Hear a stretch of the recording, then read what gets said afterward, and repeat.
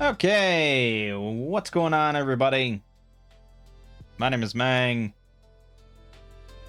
Welcome back to Solo Roll Manging. And, much like in the past, when I've looked at various RPGs and sort of said, yeah, it's pretty good, but I don't know if it's for me, but, I don't know. Recently I looked at Vagabond, a pretty brand new RPG in the fantasy heartbreaker genre. And at the end, I did give it a thumbs up and said I'd really love to play in a game of it with a DM and everything, but I wasn't really sold on it for solo due to conversion efforts and a couple other things that I wasn't so sure about. But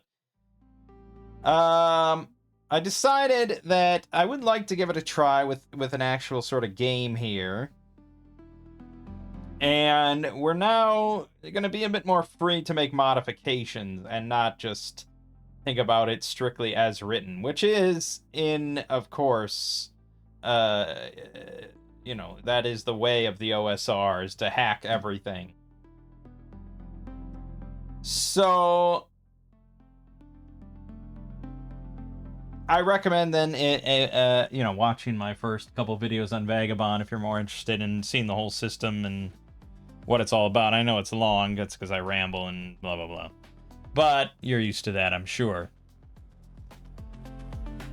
So there's no Foundry module for Vagabond. I don't know if there ever will be. I'm not sure. Foundry is not as in vogue as it was a few years ago, I think. I don't know what really is the hottest one. I'm definitely not Roll20. I guess I still hear Foundry the most, but Owlbear Rodeo has been picking up steam, and I really do like Owlbear Rodeo for its ease of use and everything, for my purposes. I don't know how good it is for if I was actually playing online with other people with character sheets and stuff. I guess it depends on what game you're running, whereas Foundry I'd be a lot more confident for most games. But since we don't have much choice here, we're gonna go with Owlbear Rodeo. And I don't need a VTT at all, really. I could have just brought up character sheets and that would have been it. But we have it here, so we'll take a look at it. The one thing I don't like about Owlbear Rodeo, and I don't see a way to change that, there's no way to move this window or detach it or have multiple copies. So all my characters are going to just be in this list, and then we open them and close them one by one. That's kind of annoying, to be honest. Foundry's certainly more flexible in that department. Yeah, I don't see a way to break this up. And which also means my dice module. Yeah, there's just no way to detach that at all. So I have to keep flipping back. Not great, but it is what it is. We'll just roll with it. So we're gonna make 4 Vagabond characters. With Tales of Argosa, they're a bit beefier at level 1. I've tried 2 characters. I'm happy with 3 characters. But here, when most characters are going to start with 3 or 4 hit points, I think 4 is certainly the way to go. And these guys are going to be fairly random. I'm happy making fairly random stuff. We'll see what classes we end up with and all that. I mean, there's not that much random to it. It's these 3 things, really. It's your ancestry, your class, and your stats. That's about it. So let's start with our first character and start with an ancestry, which is going to be... Now, it's D8, but there's more ancestries than that, so I don't know why we couldn't flesh that out a little bit more. There's 3 more that we could add on the list.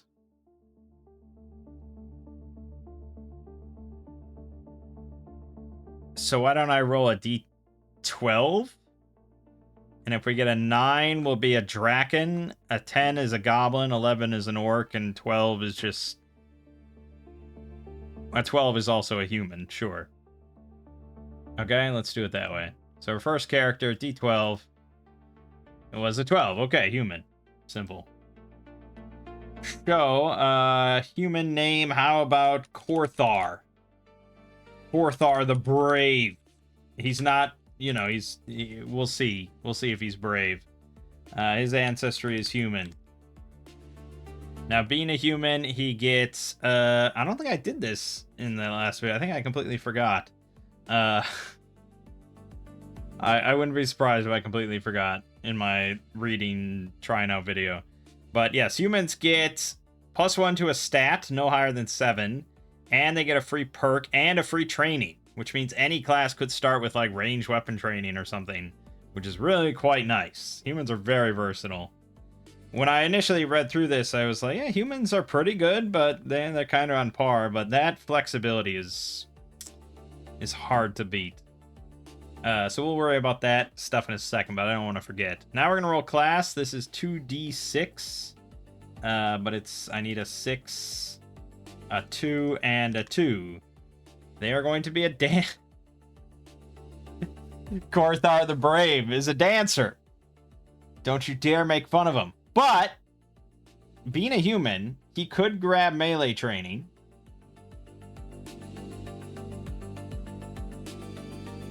Although he also...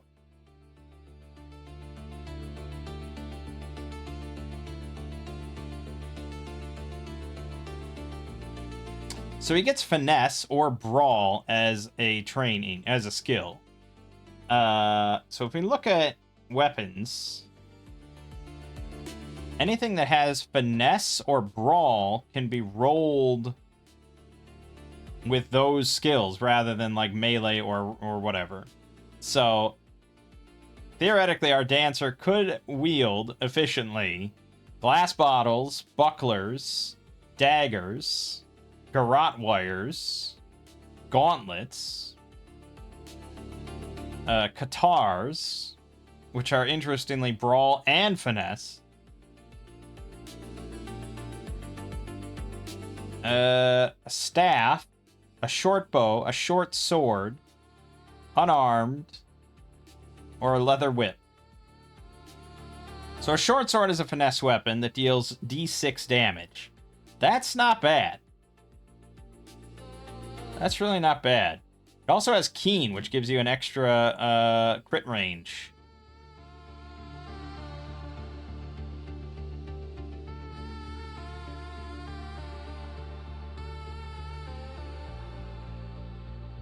Shield's only purpose is to ignore hinder from blocking ranged attacks and can shove. So there's really not much reason not to use the cheapest option. Like, what does the standard shield get?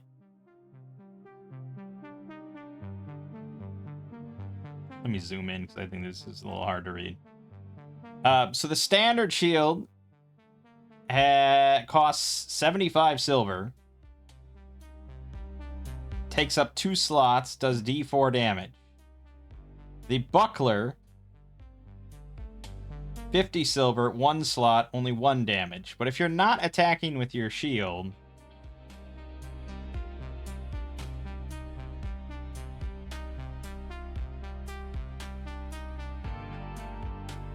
well,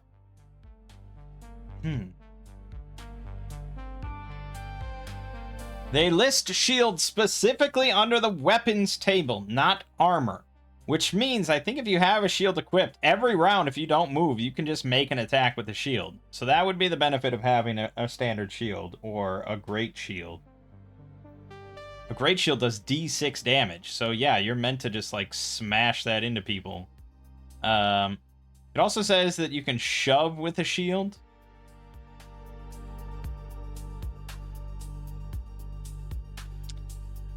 I'm not entirely clear on that.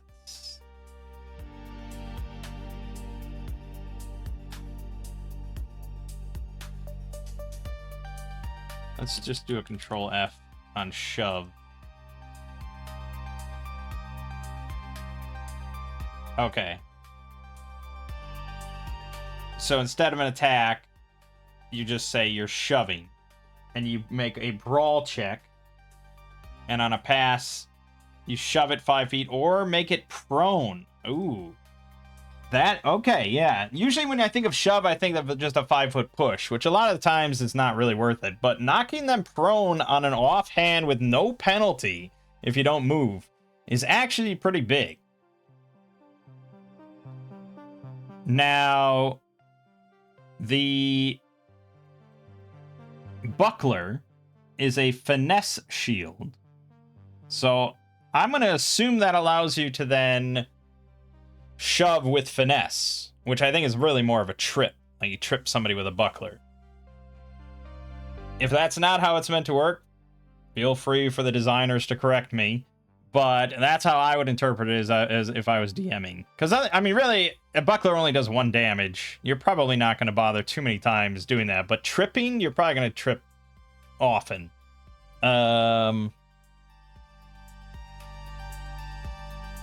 Okay. Did this game have ops? I already forgot. No, it doesn't. Not without that specific perk. That's right. Yeah, which is pretty big.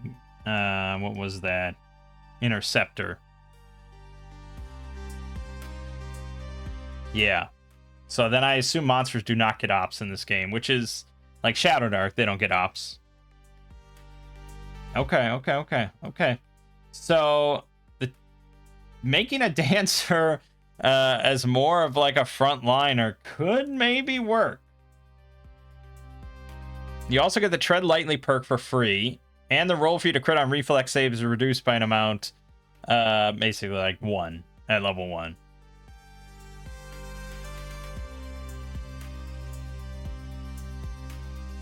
The problem is Step Up is probably not going to be used too often, so it's not an ideal class for a frontliner. Usually, I think a dancer is going to want to be doing Step Up and basically just like floating around within the battlefield and giving other allies a second action and getting advantage on all reflex saves, on all dodge until your next turn. Like, that's really good. Fuck it. Korthar the Brave is going to be a dancer, and we're going to try this. Okay. So, let's see. Class dancer.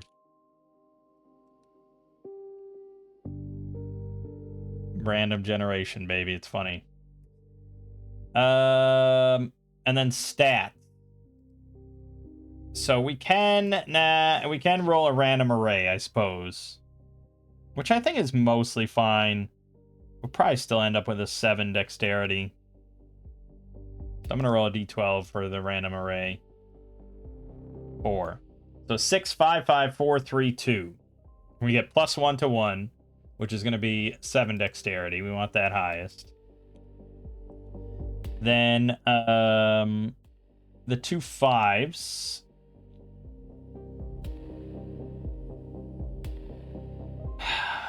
Probably awareness 5 to help our reflex save even more.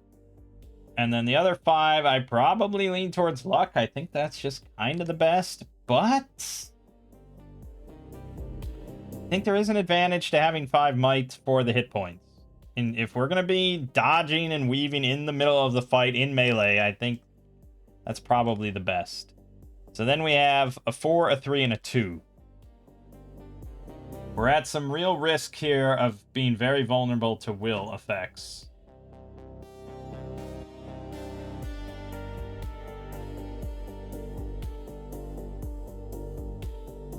But luck is hard to pass up. Yeah, luck's hard to pass up. But we're a dancer. He's the face of the party. We'll go 4 presence, 3 luck, 2 reason. He's not very smart, but he is what he is. His speed is going to be high, 35. Damn. Being type. Human-like. Level 1. Okay.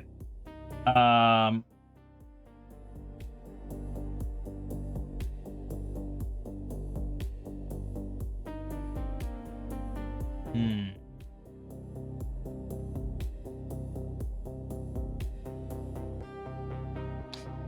Yeah. I mean, yeah. I like this image in my head. So I could give him ranged training to have him just sit in the back and shoot, but I like the idea of him just kind of dancing around opponents, and maybe just drawing attacks, like drawing attacks away from someone more vulnerable because they're pissed off at this guy that's just dodging and weaving them, amongst them.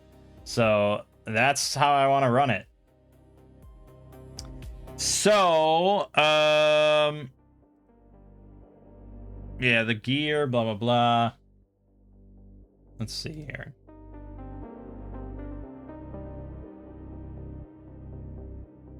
And yes, if we crit on the reflex save, we get a free action, which is probably going to be a stab, because we can only do step up once per turn. So I don't think we can keep stepping up on reflex save crits. I don't think.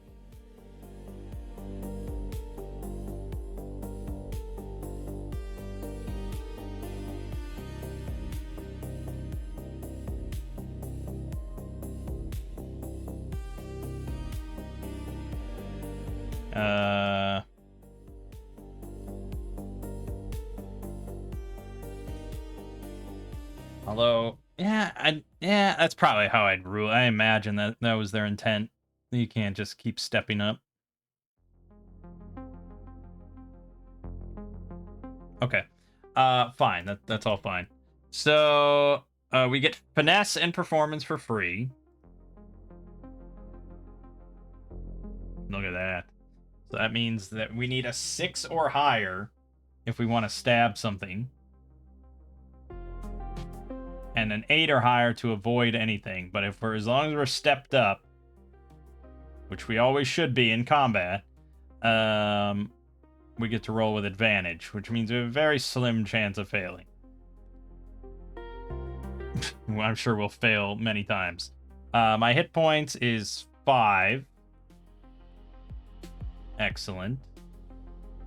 My luck is 3. I do like how this character sheet looks. Nice colors there and everything. And we get 2 from either Brawl, Influence, or Sneak. I think we're going to take Sneak for sure. That seems good.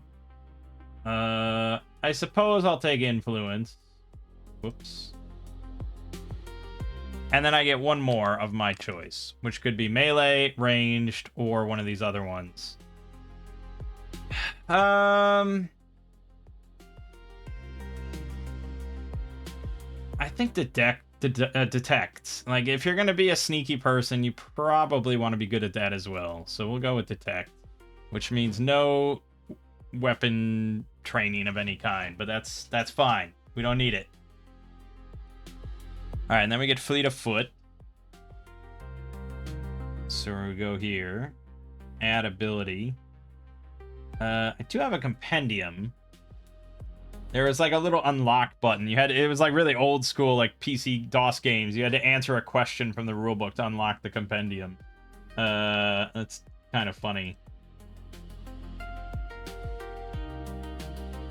Dancer added to your character sheet. So did that add? Okay, it added dancer. Yeah. I guess it's nice for reference purposes, but we want to also add fleet of foot and step up.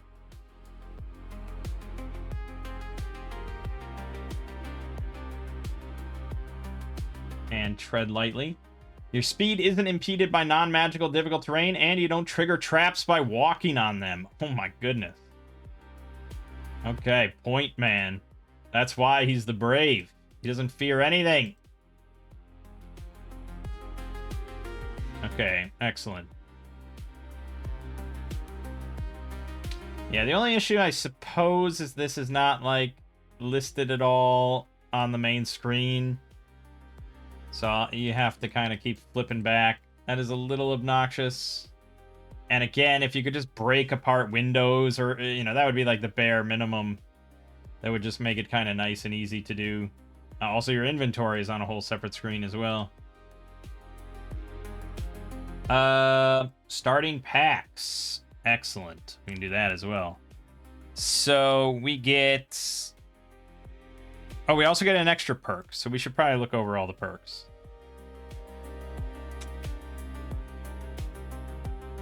We could take another +1 to a stat.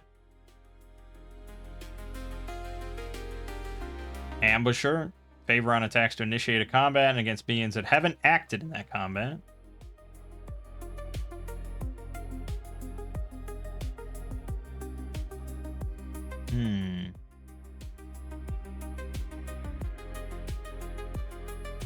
Cat-like reflexes reduce any fall damage you take by half, and while you're prone, you can stand up using only 5 feet of speed.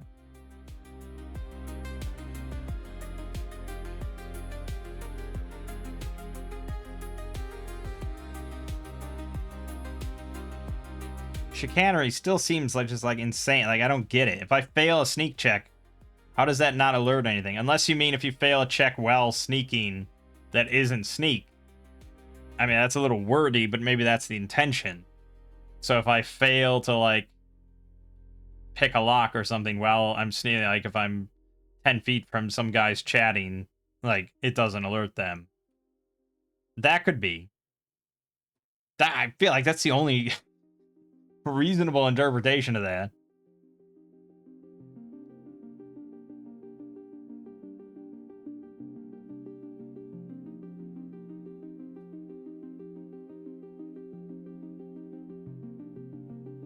Fall away reverse. If you crit to dodge a melee attack, the attacker falls prone. Damn, that's pretty good too. Because then you also immediately get an action to just stab them. I kind of like that.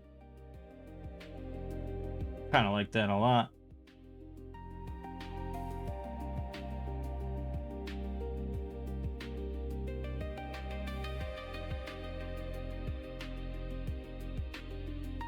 Then again, getting Dark Sight is pretty absurd for a thief. The fact that any level 1 character with 4 awareness or more could just take that.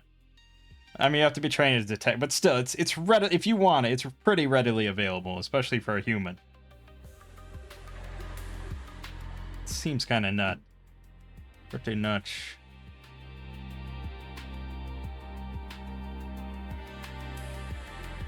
If you fail finesse check to pick a lock, your lockpick isn't broken. It normally is? That seems harsh.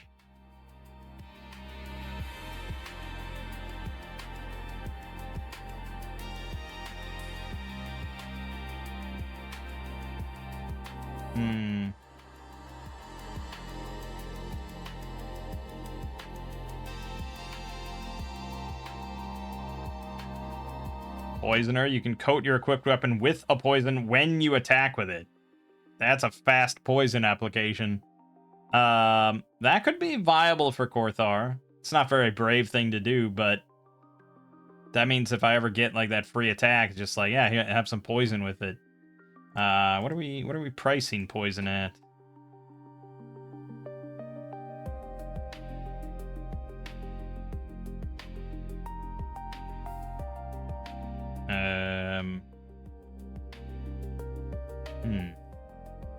It's not listed under alchemy.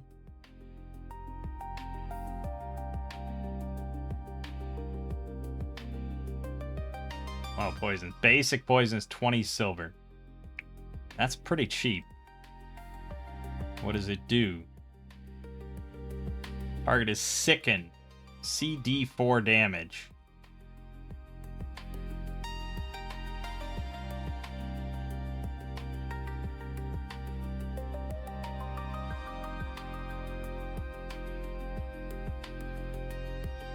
Okay, so while it's poisoned, has a -2 penalty to any healing it receives, and it's going to take a d4 damage per turn until I roll a 1.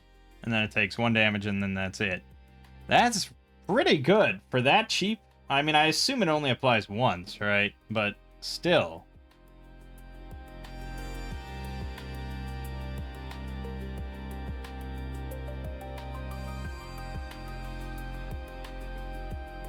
Yeah, I think it's 1 dose. So 20 silver. At level 1, yeah, certainly that's a little pricey. Because I only have...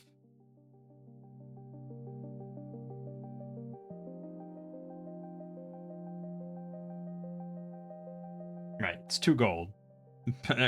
I'm ditching their established currency system. I'm sorry. So it's 2 gold for that.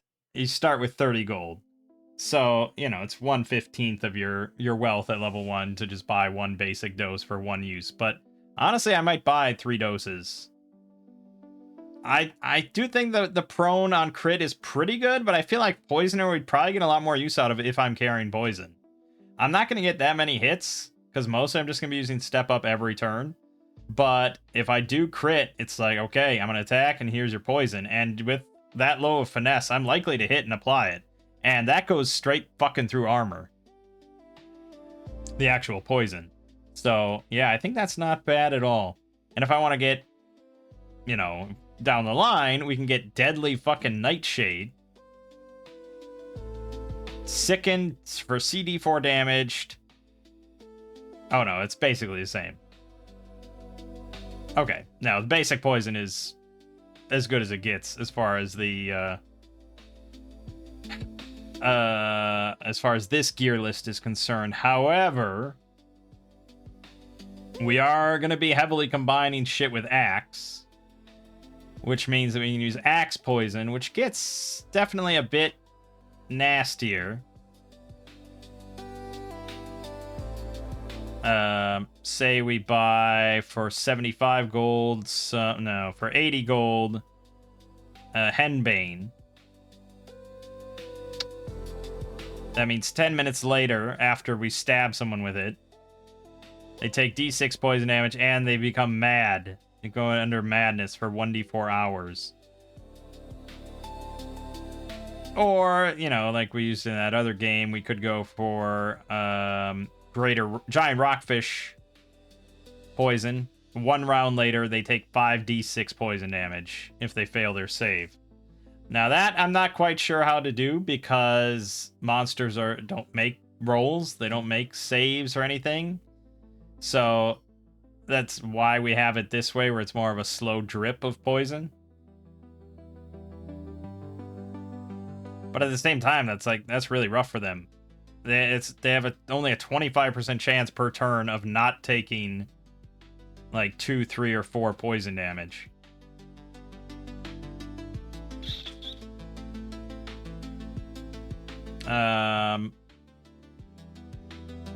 So it's already pretty nasty for a very cheap price. I'm not quite sure how we'll incorporate other, you know, stuff from Axe and stuff into this game. We'll see. It's just kind of funny to have basic poison, and that's like basically as good as it gets for the most part. Okay, but we're gonna take... This is already taking a long time. We're not gonna be accomplishing anything in this video. We're gonna go with Poisoner. Screw it. So let's go to all data Poisoner. Add. And now we get our kit, which is Courtesan or Musician. Now, I can just spend my own money, right? This is just a recommendation.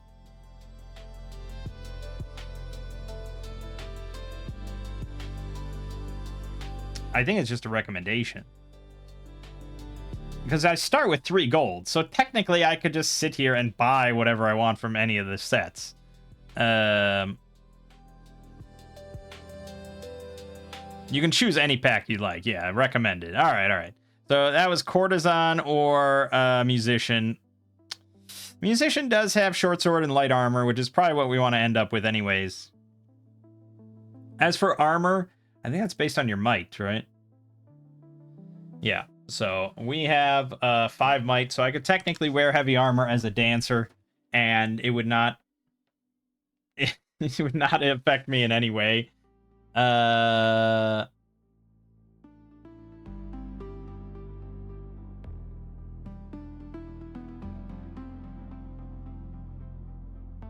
Which is such a funny way of doing it.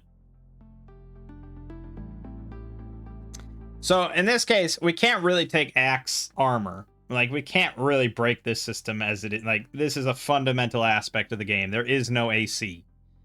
It's just an armor rating. And there's, I mean, maybe there's going to be higher than 3 rating. I don't know, like, if you come across... Like, if I have plate mail plus 2, that's a 5 rating, I think. Yeah, plus 2 to armor, yeah. So, theoretically, you could have 6 armor, or, I don't know, maybe even more, who knows?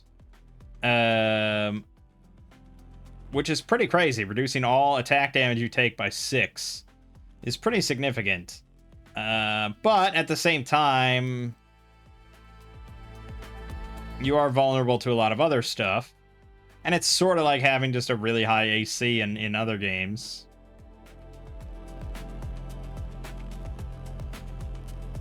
Yeah, I mean, like a clay golem, if he hits you, you take 3 damage. Twice, if he hits you twice.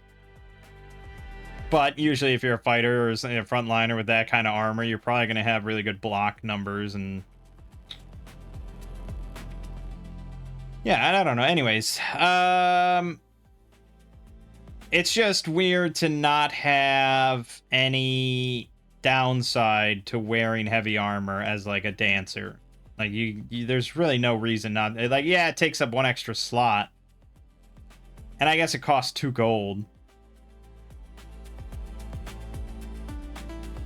so we'll probably go with medium. But for my tastes, I typically like a little bit of drawback, and I really, it's shocking there's no restriction to magic. Like, you can cast magic in heavy armor just fine. Like, that's a very classic thing to restrict. But as far as I can tell, there's nothing going on. Like, yeah, I mean, a wizard might have low might, but at the same time, I feel like everybody wants high might. When you tie it so directly to hit points, especially at level 1, might is never going to be a dump stat for anybody. Unless you're making a very purposeful decision to just be like, yep, I'm not doing it. I don't want any muscles, and I don't want to be healthy. This is why we have Constitution as a stat. You know, so there's a little bit of pro and con here. You can't just, yeah. I mean, that's why my dancer has 5 might. Because it's just like, I need it. And it scales, like, really well and quickly. Like, at level 2, I'll have 10 hit points, 3 15 hit points, 4 20 hit points. Whereas if I had 3 might, that's 3, 6, 9, 12. I mean, it's a pretty big difference in a game like this. So, yeah, I mean, it was a decision. It was a decision to do that.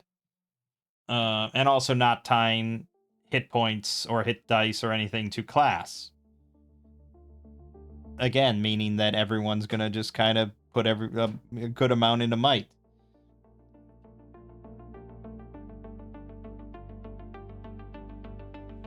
Yeah, I really don't see a reason not to take medium armor, so I will take medium armor. So, is there any starting pack that comes with medium armor and short sword? I highly doubt it.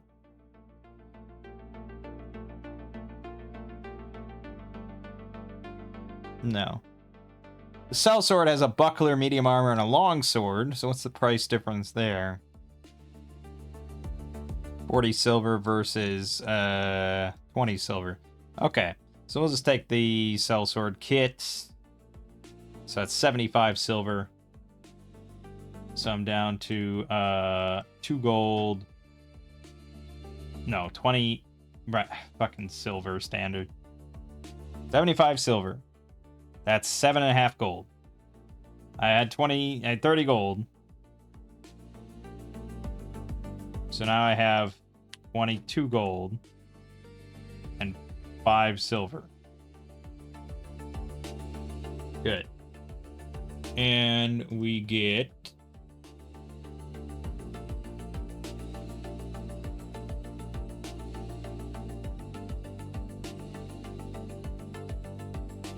short sword, a buckler, and medium armor.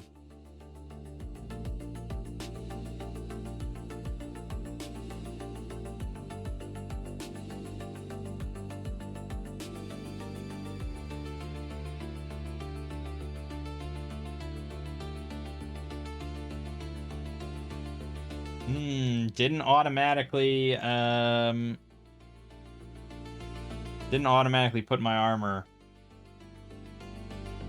Oh well. Can't have it all. Alright, yeah, so then when I want to attack, I have to go to items and click short sword. But then it'll roll for me, which is pretty good. I rolled a 3.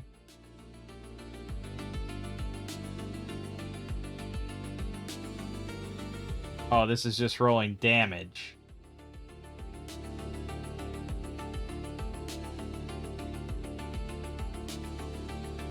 Interesting.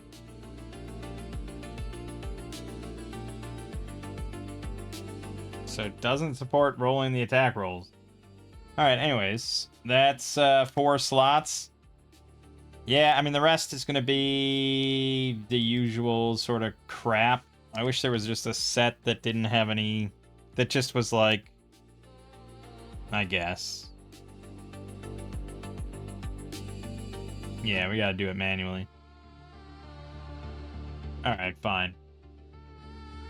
Well, for alchemical items, for 2 gold each, let's buy just 3 poisons. Add. So that's 6 gold gone.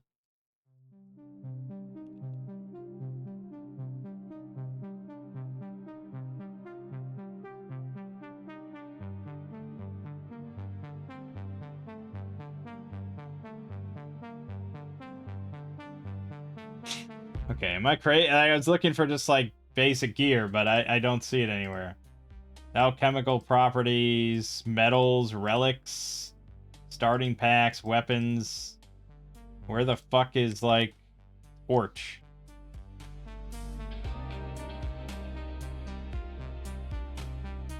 Oh, there's candle.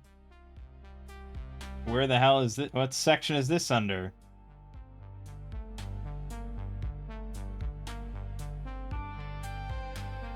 Oh, outdoor camping and survival gear. What section is that under? Oh, price list. Why is it not under gear? Okay. Well, outdoors certainly covers us for quite a bit. Do we have to buy a backpack? Is that an essential piece of gear that's required? Well, I mean, it sort of is, right? I think I generally regard it as being required. So they don't describe it at all. It's just, it's a backpack. Yeah, you have to buy a fucking backpack. Just accept it. We'll buy a bedroll. And caltrops could be fun. Definitely rope.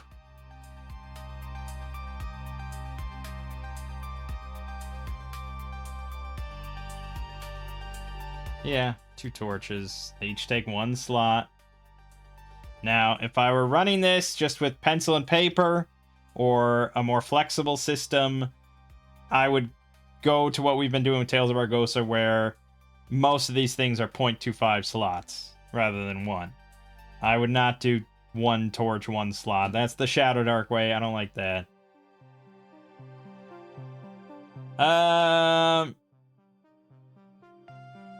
Yeah, I probably should add up prices here. So 5 silver, 6 silver, 16 silver, 18 silver, I think.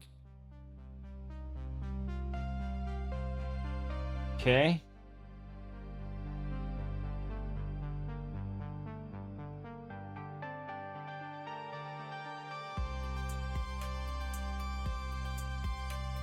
Now, backpack is 0 when worn. So that we have to edit. Maybe I can edit. I can edit the slots. Are they going to count that as acceptable? Ho ho ho, we can! We just have to edit all of them.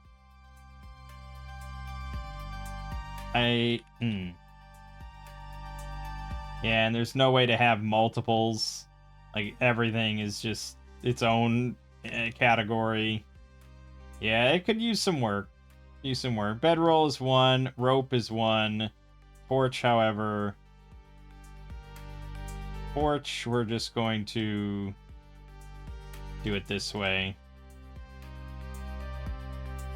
6. And that's 1 slot. So I bought 6, so sure, whatever. Alright, that brings us up to 7.75 slots out of 13. I'm pretty happy with that. Then we also need rations.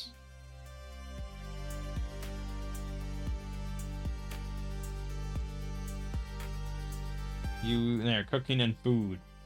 Oh my god, yeah, they include brazier, loaf of bread, can opener, cooking tools, dozen eggs. Oh, it makes me so happy.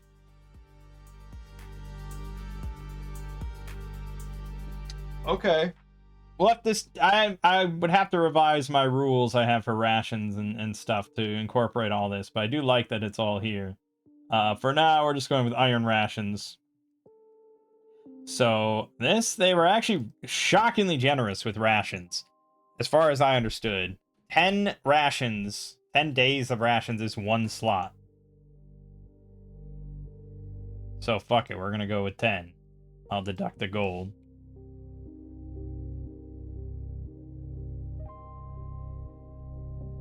Days. 1 slot. Alright, I think that's fine, probably. Yeah, I mean, there's no downside to dual wielding either, really. Like, if you're in melee and you're not using a shield and you're not two-handed, you better be dual wielding. Because if you don't move, you get to make a free offhand. And even though I'm a dancer and we're sort of picturing me moving in and around opponents and stuff like that, I probably will not move necessarily that often.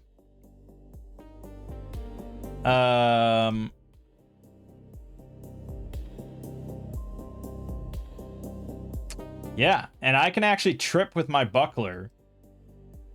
I can step up and trip with the buckler, so probably will do that. Alright, I think that's going to be it for Korthar the Brave, our dancer. As far as I'm aware. That took a long time. Let's make up a second one. D12 for an ancestry. 10. That is, not a Draken, a Goblin. Yeah, a Goblin.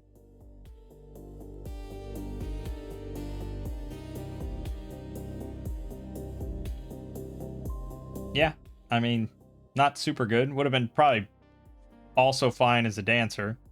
But will be a Goblin. So I'm gonna name him Herbal Gerbil.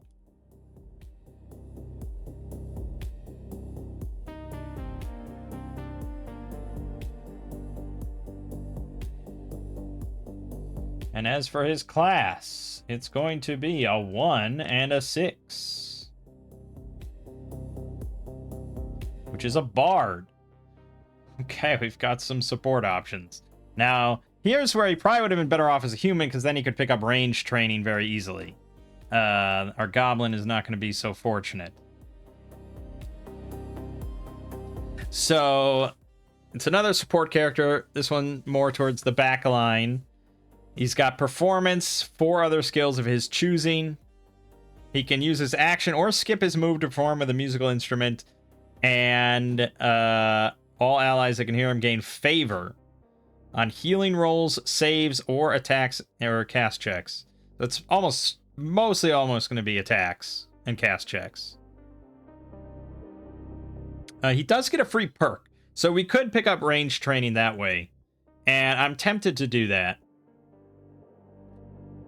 Because otherwise, yeah, he's going to be a little iffy. We want him to just stand in the back, skip his move to perform, and then shoot something with his bow. He does not get the benefit. He does not get the favor. It says only your allies who can hear you gain favor. So it's a little bit of a bummer. He's not inspired by his own music. He does it begrudgingly. He has no passion for the music. But yes. So let's roll then our stat array. 11 7 5 5 2 2 2. Okay.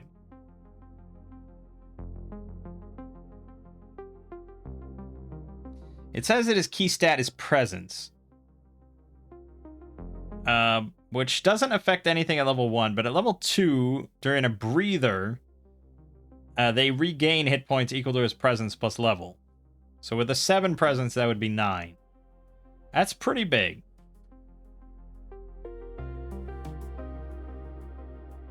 At 4th level, he can do, whenever he does Virtuoso, he can pick a nearby enemy and do a performance check based on his presence. And then he can affect it with Berserk, Charm, Confused, or Frightened. So I don't think we want to ditch presence too much. At the same time, it's hard to want to put 7 points into it compared to awareness, because he's going to be shooting. We want him to hit as often as possible, so I'm actually going to put 7 awareness. But then presence is going to be the next one down of a 5, which is still pretty good. And then might seems still just, how could I ditch it? But 2 luck, 2 reason, 2 dex. You are paying the price, but there's no way I'm rolling with 2 hit points. I refuse. So 5 it is. And as for a perk, yeah, we're just gonna pick up training, which is called I saw it somewhere. New training. Yeah. So we're just gonna pick up range training. So now he hits on 6 or higher with a bow. His speed with 2 dex is going to be pretty slow. He's a little fat goblin. He's got 25 speed, but he gets a bonus, doesn't he? He gets a 5-foot bonus to speed, so he is actually fairly normal at 30. Well, okay, technically 25 and 5, fine. He ignores hinder on reflex saves if he isn't incapacitated. He has dark sight, which is handy for certain things, and favor on any endure saves against being sickened. For skills, he gets performance and then 4 others. Anything with awareness is probably going to be picked up, so that's detect and survival. He does have dark sight, so I could see him wanting to sneak, but I dumped his dex so hard that it's probably pointless. So I guess mysticism. He has no magic, but he's a bard. You know, that's his sort of bard connection. And then probably influence I should take. Leadership? Yeah, because Korthar has influence. Okay, that's fine. So for compendium, ancestry, goblin added. I'm gonna just add his perk of new training. And then for bard, we'll add bard, we'll add virtuoso and well-versed.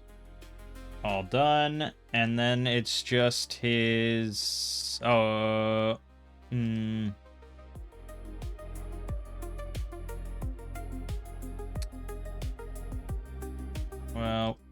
so you didn't, so it's annoying. So if I have, well, dark sight is definitely a thing.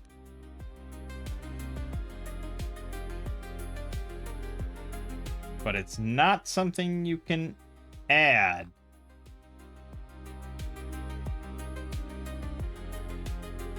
It's not like a trait you can add. And it doesn't list senses anywhere here, so I'm just gonna put Dark Sight.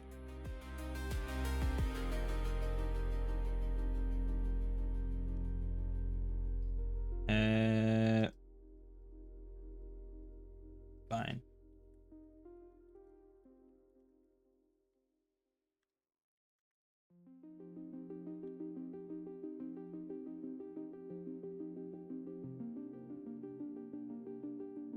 Okay.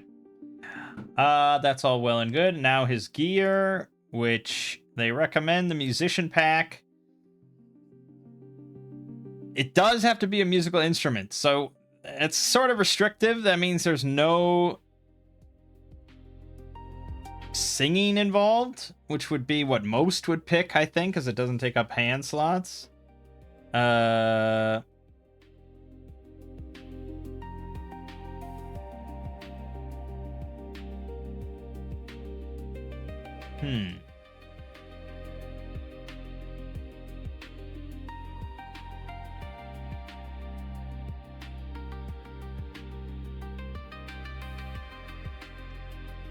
There's an instrument named the hurdy-gurdy, which seems like a pretty good fit for Herbal Gerbil. But it costs 100 fucking gold, so no, it's not a good fit.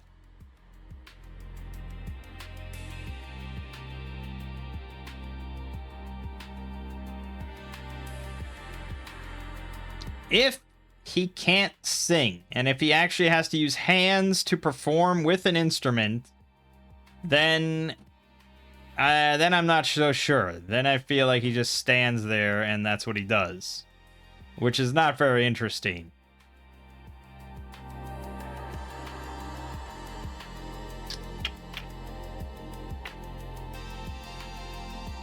I mean, you can perform with a trumpet one-handed, but I don't know how many one-handed ranged weapons there are. A light crossbow is one-handed. And has no mention any kind of reloading or anything. So, yeah, it's only a D4, but it is a one-handed ranged weapon he could use. Also, it says, you don't track every piece of mundane ammunition. As long as you have a container handy, you are assumed to have ammunition. Wow. They run it like how I run it usually, solo. Where I just don't give a shit. How handy. Oh, you could also have a handgun. Which is also D4. Interesting. I'm not quite sure why you would use a handgun over a light crossbow. Or vice versa. They seem identical in every way. So it's literally just a renamed light crossbow. But narratively, it's got to be much louder, right? So I don't know why you'd pick it. That's a little disappointing.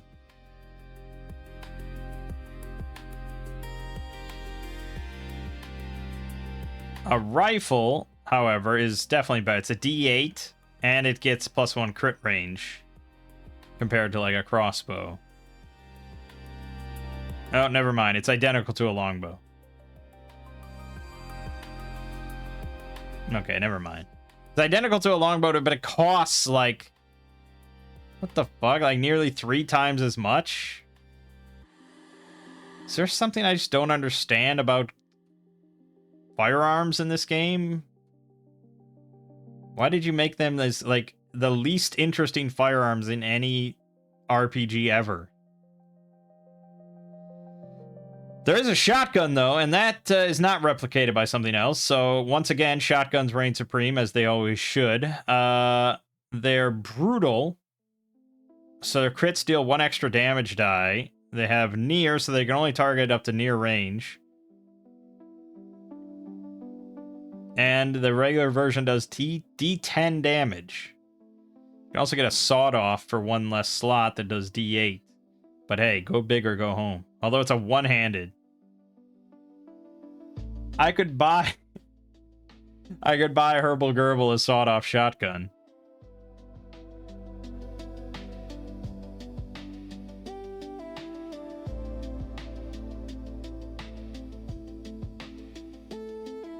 But again, narratively, like, you have to say that that makes a fuck ton of noise.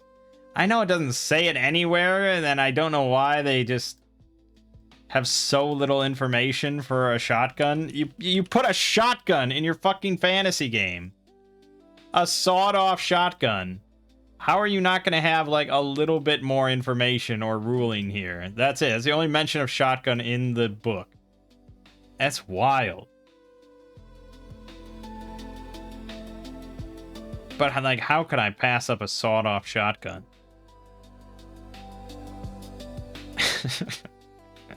Alright, so Herbal Gerbil, the Goblin Bard, he toots on his trumpet with one hand, and then he fires off his sawed-off shotgun with the other. Welcome to Vagabond, I guess. Alright, I can't pass it up, so we gotta go with it.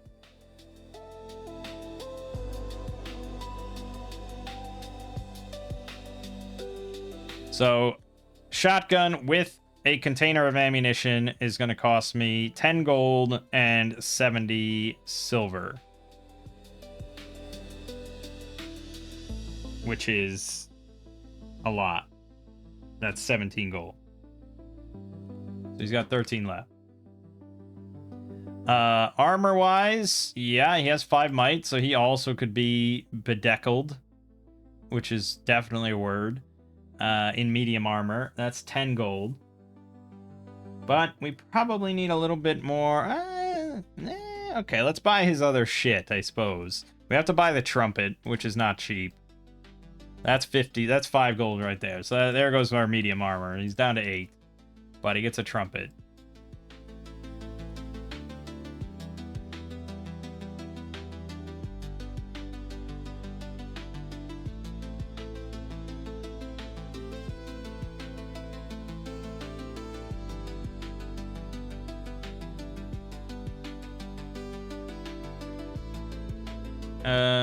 And then the usual stuff that I wish I could just copy from a different character. Oh, wait a minute. Can I go to Korthar? I can link Korthar. That's a different thing. I can just send a bunch of these things over. I can send a backpack, torch, the bedroll, the rations, and then Herbal Gerbil can go to chat. Oh, but he can't add it from here. Oh, there is a pop-out chat. Well, that's nice. Oh, and I can roll here too? Oh, okay, well, that's nice. Saves me a little bit of trouble. Alright, we gotta do this manually, blah, blah, blah. So we get a backpack, 5, 6, 16,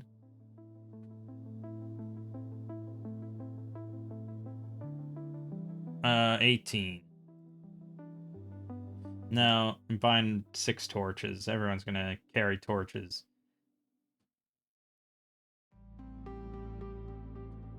It's 22. So 5 gold, 8 silver left. And then he's going to buy medium armor, which is 5 gold. And that's going to be it.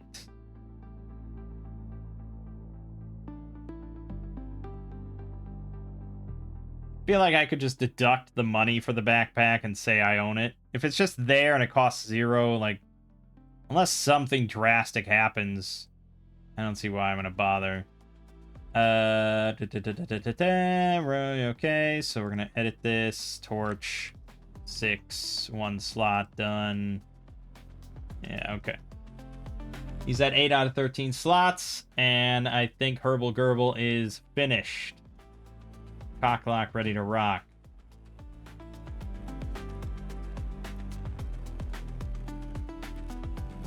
There you go. Look at that. He shoots off his fucking shoddy. Stacking bodies with the black shoddy. That's 2 characters done. Let's roll up the third one with another ancestry roll. Oh, /R, sorry. 3 is going to be a human. Okay. Let's get a feminine touch in here. I almost, literally, the word came out of my mouth. I was about to say urethra. I don't know why. I have no idea why. We're going to go in just a completely different direction. We're not even going to say something similar. We'll go with just Francine.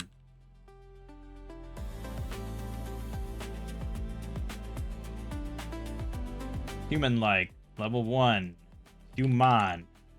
Alright, let's get a class. So I'm going to go R1D6. Oh, they don't let you do... They don't let you do press up arrow to get... What is /M? How am I supposed to know what that says? This isn't made any clearer. What the fuck is /M mean? We'll never know. Okay.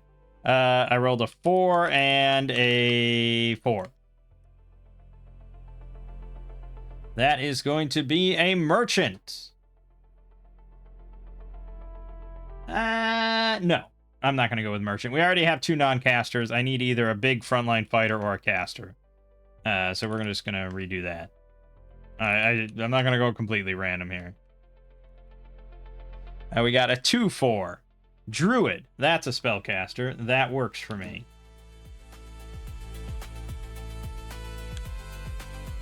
Alright, excellent, excellent. Let's look at Druid then. Mid-defense, mixed support. You get 4 spells. One must always be polymorph. Blah, blah, blah, blah, blah. The max amount you can spend on a spell is awareness plus half your Druid level. So we want decent awareness, and that is our key stat.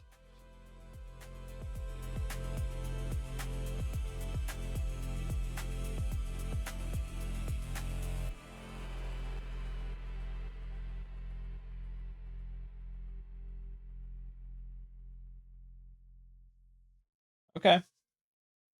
So Shape Changer lets me polymorph on myself. It doesn't cost mana to focus on it, and I get to use my cast skill for all of its actions, which means that we're all up on mysticism, so we're all about awareness. So that's going to be our main one.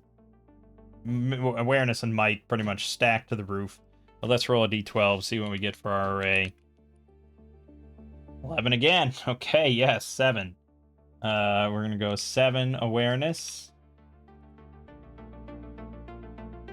Then we get 5, 5, 2, 2, 2. So I could make one of the 5s a 6, like might, or we could make one of the 2s a bit more reasonable.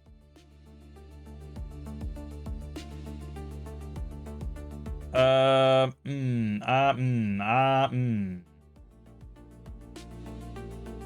a good question. You can block anything, right? Well, not anything, but most normal attacks you can block or dodge, your choice. So, yeah, maybe just going more into endure. This might be just our front line. Well, I guess kind of everything. But if she can just turn into a fucking bear and go ham, yeah, maybe we should go 6 might. All right, and then for my 5, probably lean towards luck. I just think it's so good. I just think it's so good. But then the others are all going to be at 2, which is not good. Yeah, that means a 25 speed feed. 25 feet speed. Depends a lot, I suppose, on the specifics of polymorph.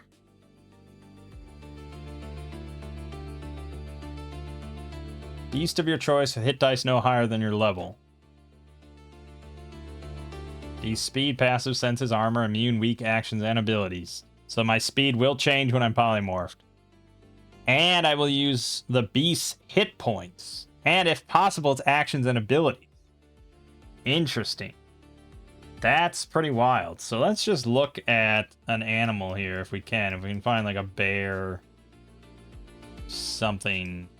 Beasts. Anything in the beast category is on the table, which is a lot of choices. I can be an alligator. Well, let's see. One hit die, level 1. What are my options? I can be a giant bat with a fucking 60 feet fly speed. That's pretty good.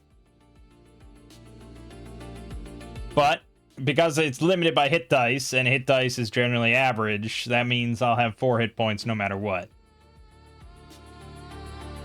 But yeah, I can be a giant bat. I can be a giant bee.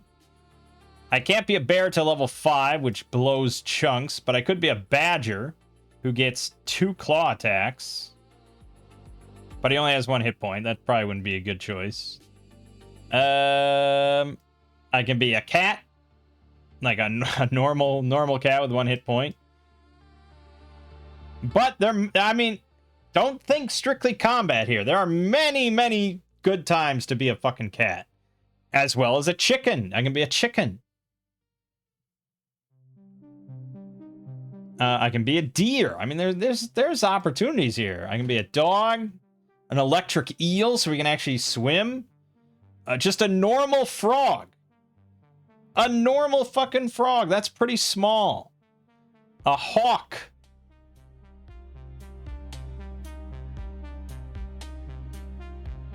A giant leech.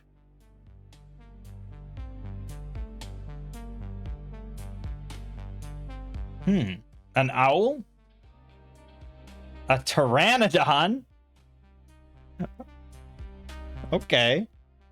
Pteranodon seems like a pretty solid choice. 1 armor, 4 hit points, 60 feet fly speed, and a d6 attack. A rabbit? A rat? Oh my god, you can be a rat. Or a giant rat.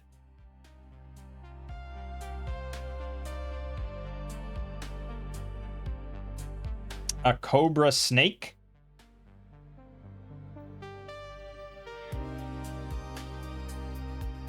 Yeah, it's okay. I mean, it's pretty... Yeah. That's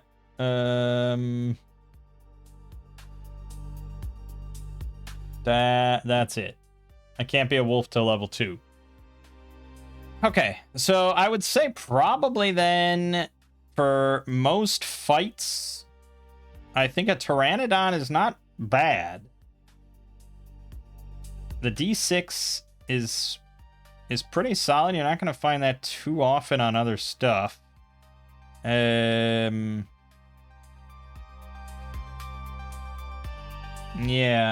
If we're looking at 4 hit points here, let me just double check. Yeah, the giant bat or the deer. No, the electric eel, but no. The giant leech. No. The giant rat. No. Right. So really, the pteranodon is the only one that has 4 hit points, 1 armor, and a d6 damage. Like, that's really uncommon among these creatures. So I think that's definitely our best bet for any combat. Yeah. So okay, that's fine. What I want to know, I suppose, is what happens if that hit points run out.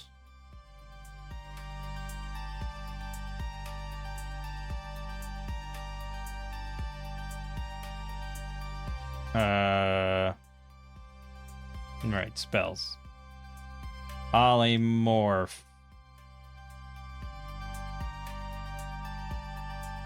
I think you die. I don't think it's like, oh, you revert to your normal form or anything. That would be specifically mentioned under shapeshifter, maybe. Or shape changer, but it doesn't say that.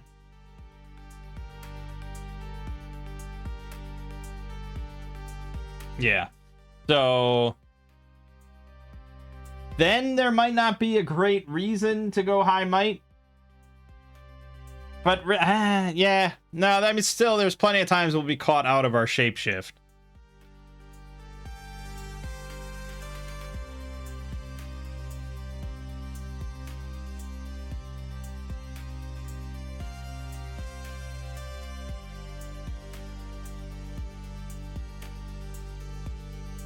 Yeah. It's fine, because we are going to have other spells.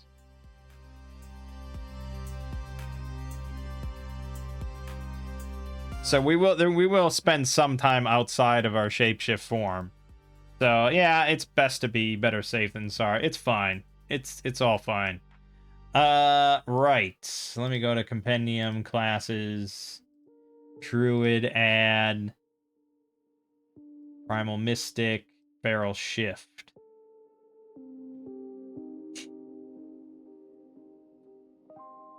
We also get a perk and a training of our choice. Let us not forget.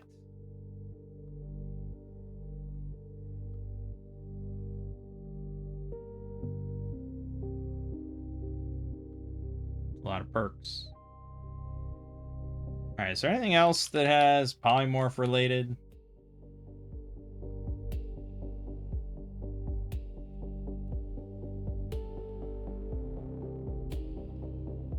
No.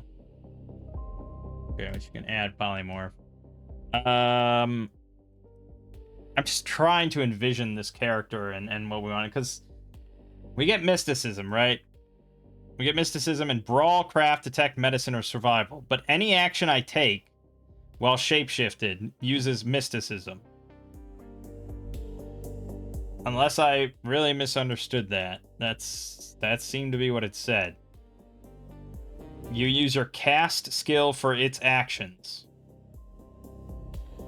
But at the same time, how much am I really going to do well in a pteranodon form or a rat form or something? But it does mean that if I need to roll stealth or something, I roll mysticism. Which seems kind of OP, I'm going to be honest. Was there a giant gorilla or something in Beast? Yes. Giant ape.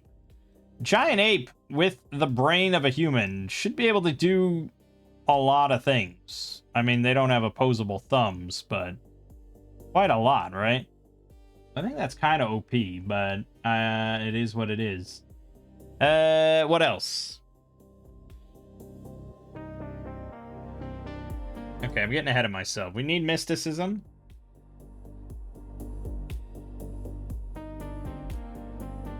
And then brawl, craft, detect, medicine, or survival.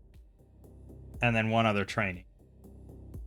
We have very high awareness. So I guess we're going to go also detect. We want everybody to be able to detect.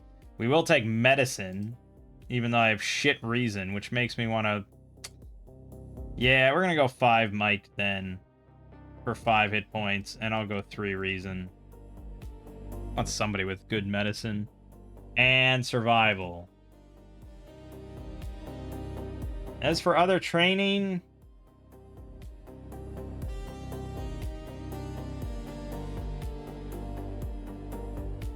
As far as I understand it, I can polymorph infinitely. It never costs me mana. I can take an action as part of it. And I don't have to spend mana to focus on it every turn. So, shapeshifting is just something that's just an inherent part of my character. I can always shapeshift. In which case, I don't know why I'd ever fight with like a melee weapon or something like that, because the shapeshift is generally always going to be like nearly as good. Some of the higher end beasts are kind of cracked, right? I mean, they're pretty ridiculous. Like let's see, like a giant ape. I suppose. I mean, it's got 18 hit points, which at level 4 with 5 might will be slightly lower than what I have normally. It has 2 armor, and it gets to make 2 claw attacks for D4 each, which is not insane or anything, I suppose, but that's at level 4. And that's maybe not the best example. Like, bear. I mean, once I get bear, like, it's fucking game over. 22 hit points, 1 armor, but they get to make 2 claw attacks and a bite every turn. Claws do D6 and the bite does D8. There is no way a fighter is keeping up with that, because the fighter doesn't get extra attacks till like level 10. So, Druid, shapeshifting Druid, like a party of shapeshifting Druids, might end up being the best setup possible. You get magic, and you get to pick whatever you get 4 spells, and you can all shapeshift into like bears and shit like that.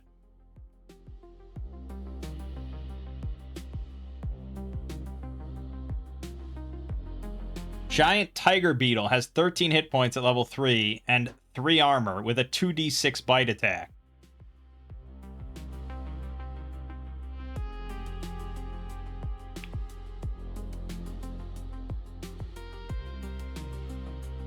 It's pretty darn good.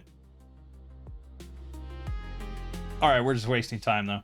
But the point was, I don't think I'll ever attack anything with a melee skill, and I don't think I really do much with range, so we may as well just pick up another training, which is probably going to be...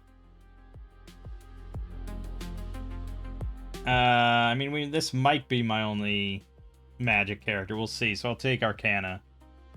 Okay, and then we need spells.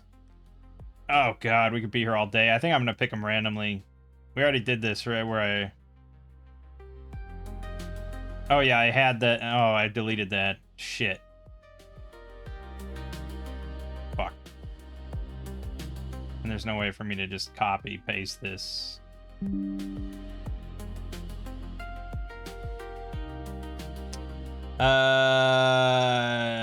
Shit.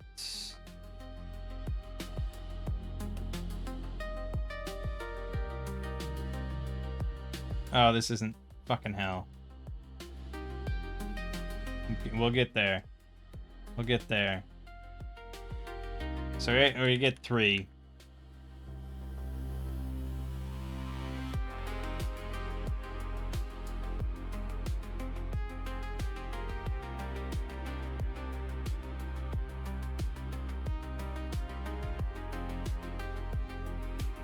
Mend? Fucking hell. No, do it again. Happen to pick Polymorph. So it's gonna specifically pick 3 different ones from that. That's fine, I guess. Okay, there shouldn't be this much thinking. Holy shit. Amplify, Forge, and Shrink. Thank you. That's all we needed. So Amplify, which means I can amplify the sound a target makes by 10-fold. That's really limited. That's really limited. Forge is really good, though. That lets me make any item I want. 1 slot or less worth no more than 1 gold. And then lastly, Shrink, which has some potential, I suppose, but... yeah.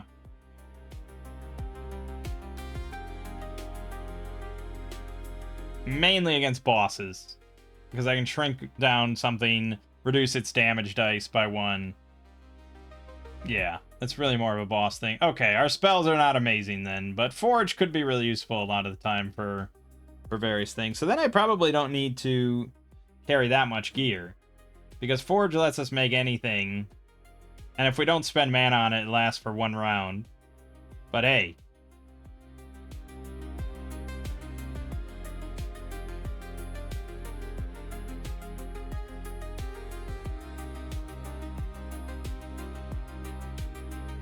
Yeah. Okay, so that's our spells. What am I missing? The perk that we got. Yeah, so we get a free perk. Yeah, I mean, your guess is as good as mine, really.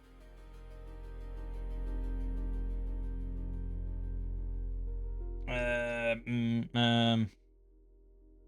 have sworn there was something with Forge, but maybe I'm wrong. I am wrong. Maybe there's something with Shrink. Nothing with Shrink. Because some of the spells do have their own perks. But I can't imagine there's an Amplify perk. Okay, fine. We just have to pick something.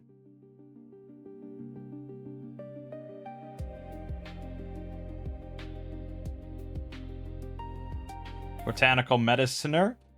If we have Medicine and Survival trained, you can restore D6 hit point to a willing being during a breather if you have herbs.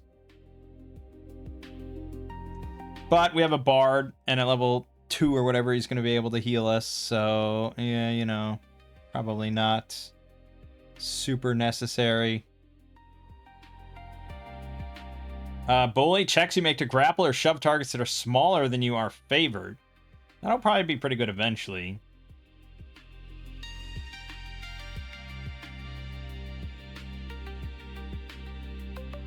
We could take Magical Secret and get another spell.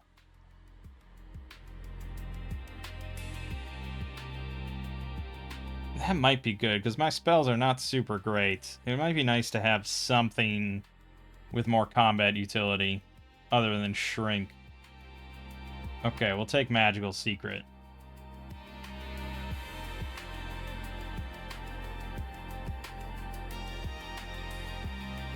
Alright, we'll go back to this.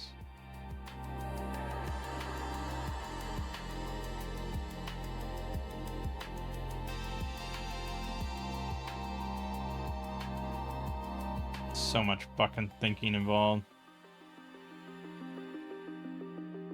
Bless. Alright. Bless it is. That is a spell, and we allow it. Bless. For the duration, targeted object counts as silver. Targeted beings of your choice have a d4 bonus to saves.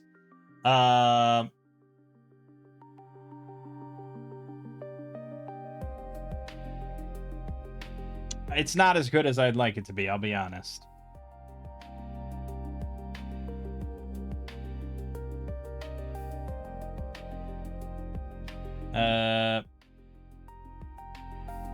Well, they won't even let me add Bless for some reason. Or did I already add Bless? No, I don't know. No. They're not letting me add Bless. What the hell? Is that restricted or... No? Oh, there it is.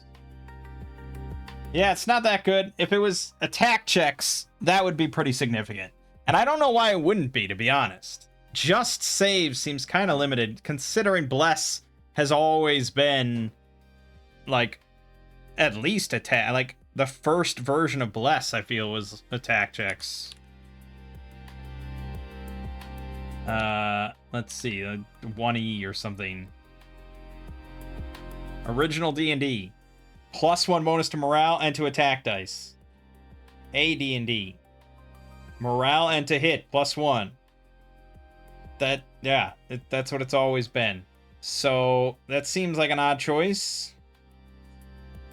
I think I might change it. That's what we're all about here. We're about changing shit on the fly.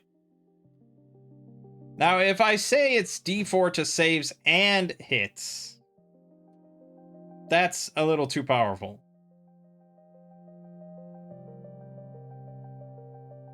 But keep in mind, like, you have to spend mana on this shit.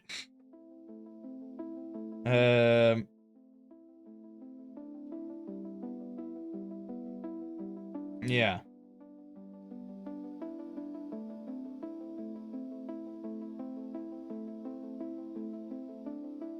You have to spend mana and re-roll every turn to focus on this.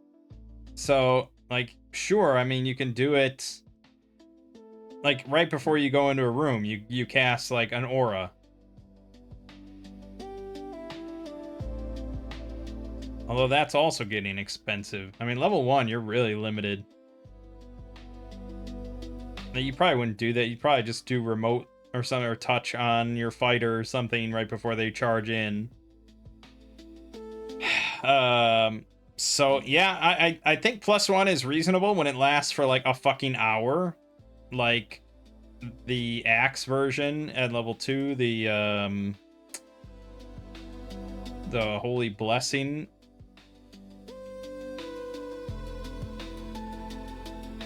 Holy Blessing does +1 to attack throws, armor class, morale, and saving throws against magical fear. And it lasts for an hour for one spell. And I think, and it affects you and up to 30 allies. Like, it's a really good spell. Like, don't get me wrong. It's a very good spell, but it's +1. It's not that major when you're talking about D20s. Here, we're still talking about D20s, but it does not last nearly an hour. That would be an absurd amount of mana to spend. And it only affects, like, one target unless you spend more mana. So, yeah, I'm going to just change literally this word from saves to attacks. And that's it. I think you could do both, but that might be a little overpowered, probably at higher levels. It's only a D4, but yeah, still. Like, some of our characters, you know, they succeed on like a 6 or something to dodge. And if they have advantage, and if they have an extra D4, like, yeah, it gets a little ridiculous. So, I'm just making it attacks. That's it. I'm sure they had their reasons for changing it to saves, and that's it, but, yeah. Okay. Then, I think, so we picked our perk. Yeah, we got our perk. We have our perks. Which was Shape Changer and Magical Secret. I think all that's left then is our gear. Oh, our max mana is 4. And our casting max is awareness plus half our level round. Ugh. So our casting max is 8. And our luck is 5. Alright, let's do our gear. They recommend the Hermit Pack. I don't know if I like the sound of that, but I guess I don't really care. Yeah, I think that's reasonable. I don't really need much. I can forge a lot of stuff on the fly. Sure, I think that's fine.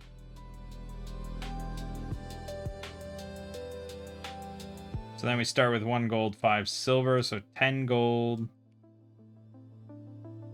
10 gold, 5 silver.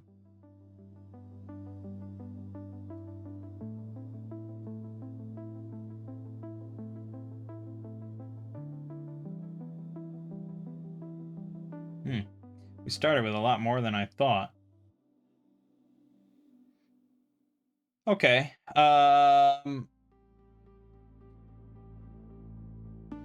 10 slot. Yeah, I'll have to adjust these. It's fine, but I do want to bump up to 10 rations. I didn't need to equip.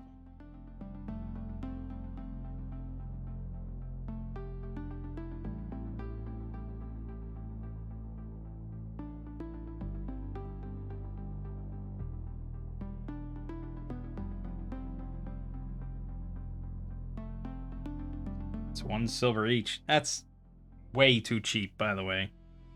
That is not the normal price I charge for iron rations. We'll be using my normal amount of 3 gold per week going forward.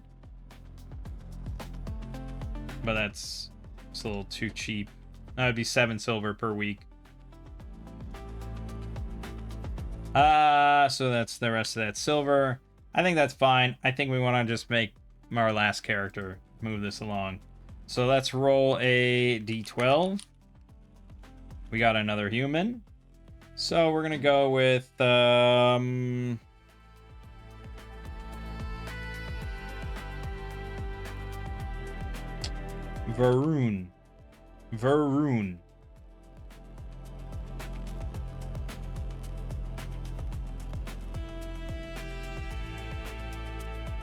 Alright, and his class will be a 6 and a 4. That is a witch. Well, we do have our frontliner for the most part, so I guess it's acceptable.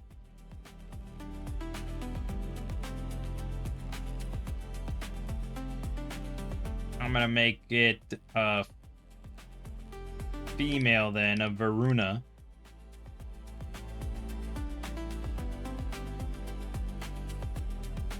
Yeah, the hex scene, that's pretty good.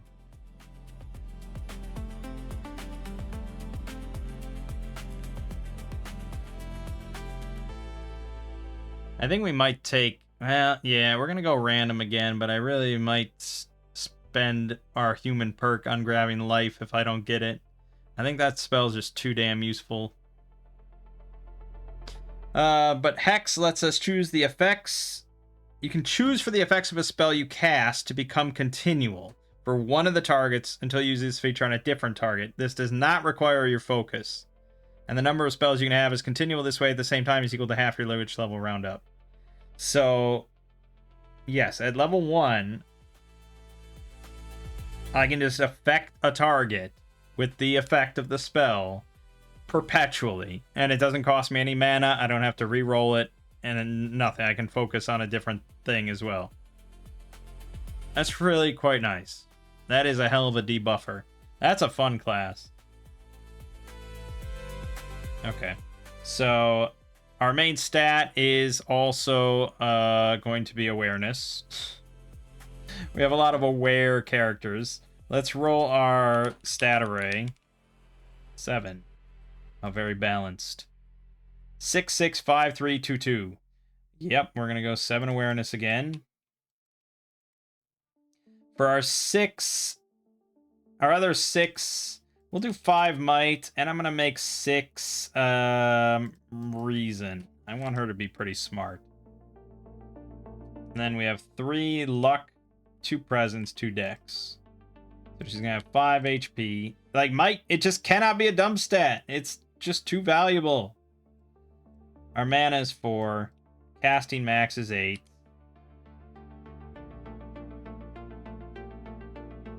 Oh, I probably wanted to buy our druid armor. Actually, yeah, because we have 10 gold, so I can buy medium armor for my 10 gold. She definitely has enough might. There's no reason, literally no reason, not to wear this other than it takes up like an extra slot. But it reduces all the damage you take by an extra number. So, hell yeah. And did Herbal Gerbil not get armor? Or I sure I bought him armor. We definitely bought armor. Light armor. He has 1 armor. Okay. Which... your speed is going to be 30. Okay, good. Your skills to pay the bills. You get Mysticism, Arcana, Craft, Medicine, or Survival.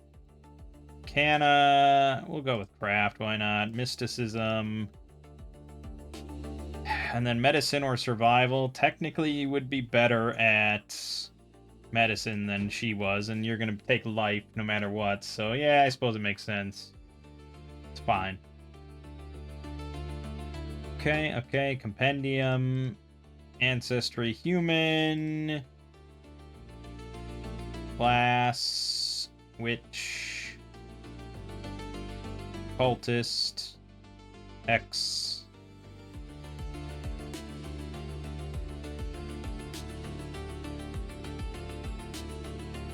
Yeah, that's good.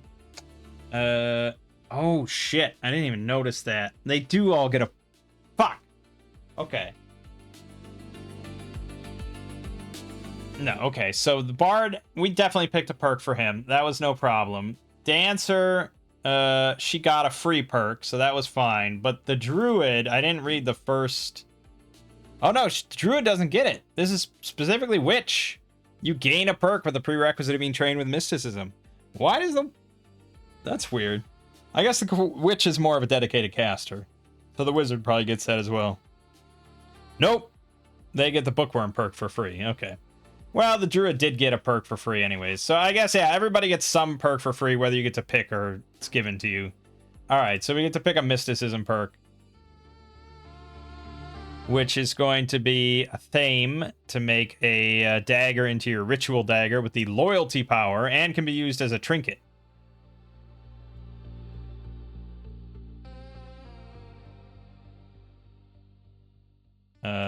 Loyalty. Magically return to the being's hand if thrown to attack. Yeah, I mean, I guess I could take... That's true. She's not going to be casting spells every turn.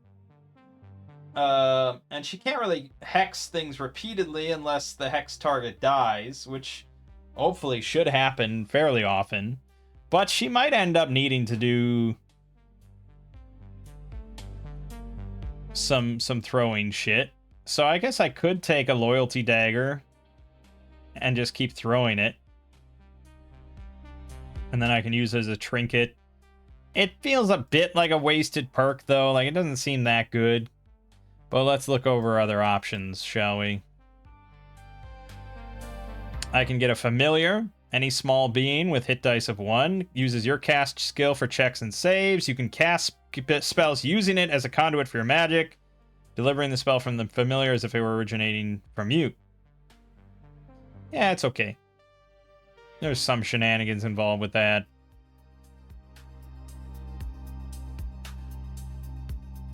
Magical Secret, though, gives us a free extra spell, so we could take that to get life. Medium, conduct a 10-minute ritual to ask up to 3 questions from a GM, which can only be answered with a yes or no. They will answer these questions truthfully if possible. Afterward, you can't do this until you complete a quest. Well, solo, that's generally pretty useless. Primordial Summoner. You can conduct a 10-minute ritual to conjure a primordial with hit dice no higher than half your level, round up. It obeys your commands. Otherwise, it attacks your enemies. Okay. So that's basically just like a free summon that's always with me. You can also do the same with an undead. Salbanist. You can perform a 10-minute ritual with a weapon and an oil. You can attack with it using craft. That's interesting. You can will the absorbed oil to coat it on your turn. This doesn't consume it and remains coated until you dismiss it. It leaves your hand until it's coated with another oil. Okay. We haven't really looked at oils. Storm Razor. 10-minute ritual once per day to change the weather. Strong enough to cause or end heavy storms. That has some value, especially in like a sort of sandbox campaign, being able to just conjure up storms or end a storm if you're in the wilderness. Honestly, that's not bad, especially for what I have in mind. I might take Storm Razor. Witch Sight. You make checks against illusions with favor, and you can see invisible beings if you aren't otherwise blinded. That's also really valuable for what I have in mind, because, you know, old school stuff, they like throwing invisible creatures at you from time to time. We lost a party that one time in Tales of Argosa to an... Well, we didn't lose it to that, but it was messy. Man, those are both good. Let me just look real quick at the primordials. So 1 hit dice primordials. There's probably not too many.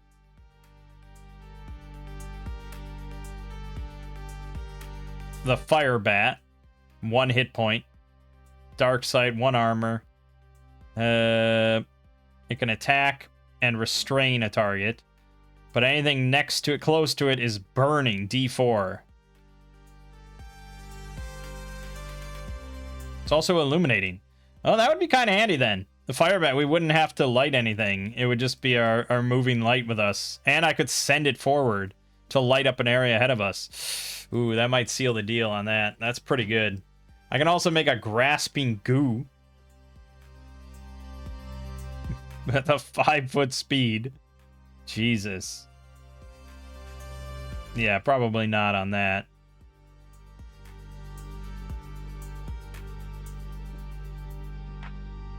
There's a lot of 2-hit dice ones in here, like Triffids and Vortex. Okay. Fuck it, I'm going with that.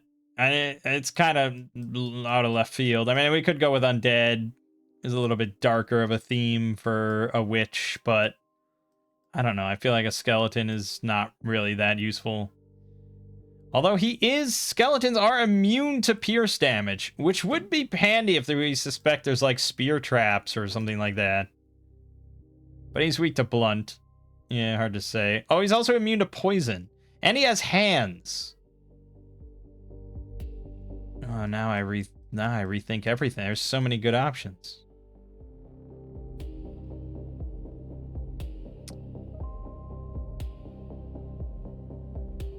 Yeah, that might be the way to go. For dungeon crawling, just having a skeleton at your command.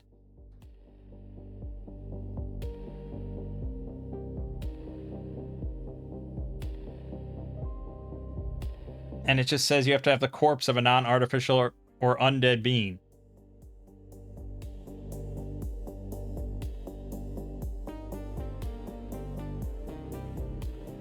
Wait a minute. The corpse of a non-artificial or undead being.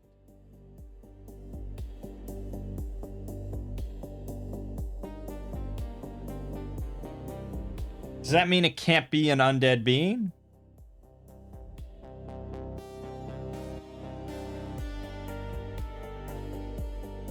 Is the non part of this sentence also transferring over to the undead?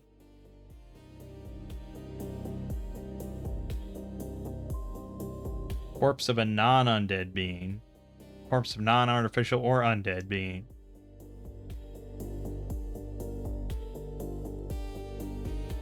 No, I don't think it transfers. I think they mean a non-artificial, such as just a human corpse, or an undead being, such as a skeleton.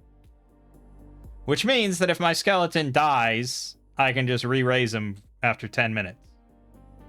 So we really just have a perpetual, like, fall guy to walk in front of us and deal with any bullshit traps or open up the chests or something. Like, it's just perfect. It's fucking perfect. I'm gonna take Reanimator.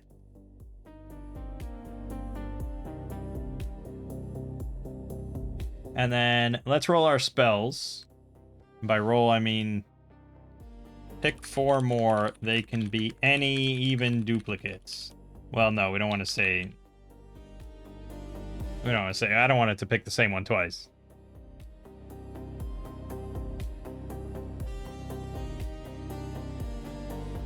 The user might be confused. No, my friend, I am not the one that is confused. Okay, that's fine. I mean, he did pick 4 original ones, but hard to say.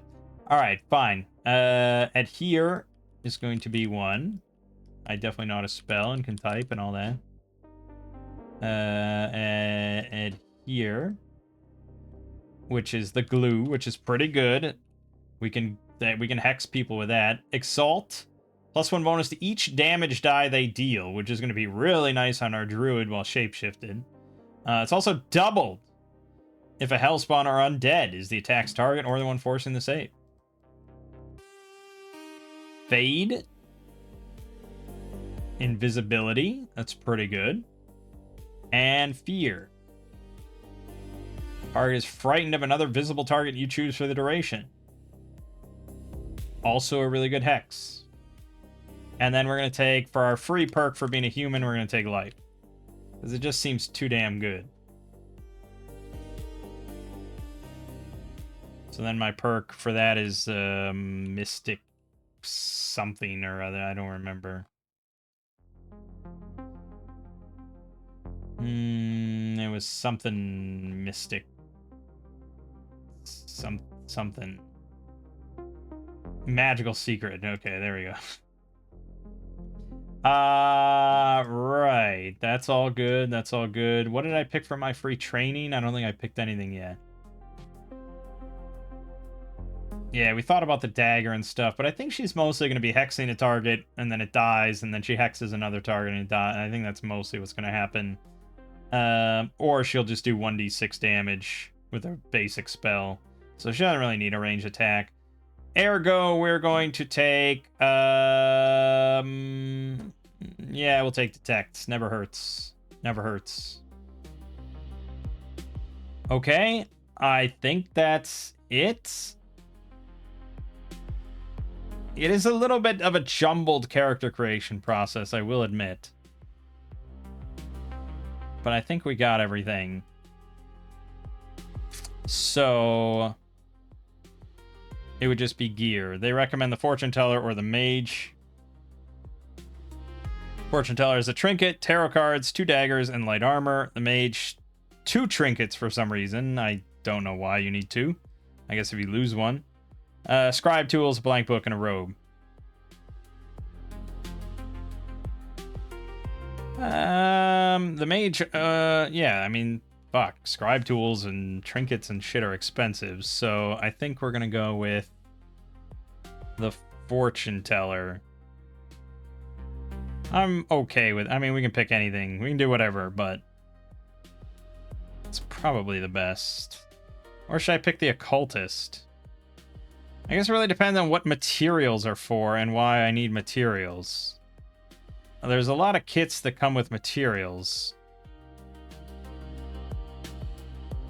And that wasn't made super clear. Materials are 1 gold. Yeah, I get that they all come with materials. Why would I want materials? It's for crafting, right? Yeah, it's for crafting. You can get materials from foraging, from hunting, from probably some other ways. Scrapping. An item can be scrapped for materials worth half. Yes, and that's all for crafting. Okay, what's her craft? 8. That's pretty good. So, per 6 hours, she can make 75 gold worth of items. That's insane. In 6 hours.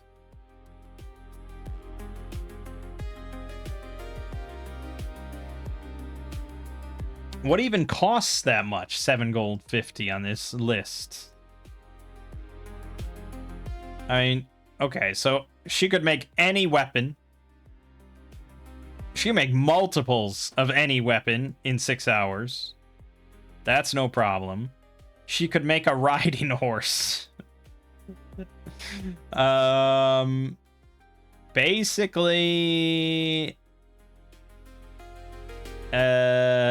she can make almost anything off the regular list, but that's obviously not what it's for. I get that. It's mostly for relics.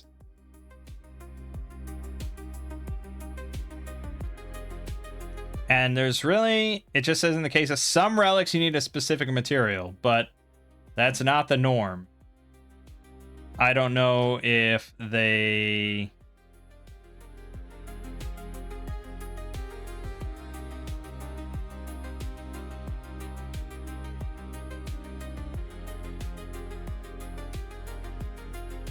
I don't know where it says that exactly. Or if that's just like a DM thing, like, you know, for them to throw in for a really tricky one. But you have this big list. I would assume some of them require a special material, and it says that they require it. But I don't see it anywhere here. Then there's the relic list. But these don't have... Oh, no, they do have values. So you could make some of these as well. So you could make a Cloak of Displacement.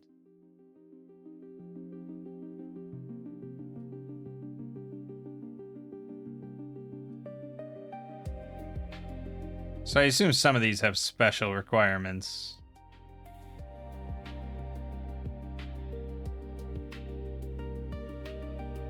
Maybe. I mean, it's obviously a very rare thing, I guess.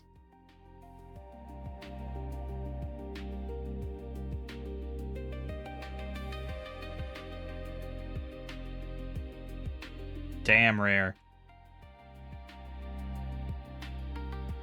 Okay.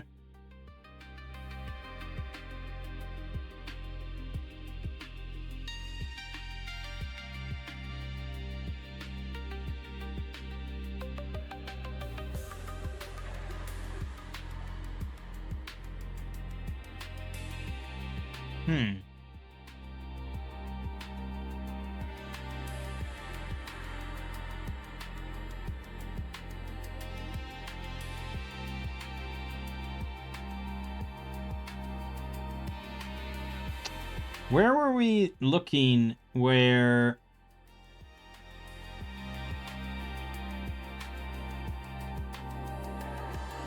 Didn't I have this thing where I said nobody would ever make a scroll? I thought, didn't it tie up your mana or something, or did I just imagine that? Because here it says for a spell scroll, the value is 5 gold plus 5 gold per mana that would be required to otherwise cast the spell. Which seems really cheap. Because like a level 1, well, there's no levels, but I don't know. Like, okay, let's just say like a 3d6 damage spell. Remote damage of 3d6. That would be 2 mana. So this would be a 15 gold value. So I could make those if I had materials. I could make like 4 of those every 6 hours. I thought... Am I imagining that now, or am I thinking of like a different game or something? I could have sworn there was something about that of just like it tied up your mana to cat. Because I think I originally said like, oh my god, we'll have 1,000 scrolls. But then I thought I read that. Now I don't see that anywhere. Am I losing my mind?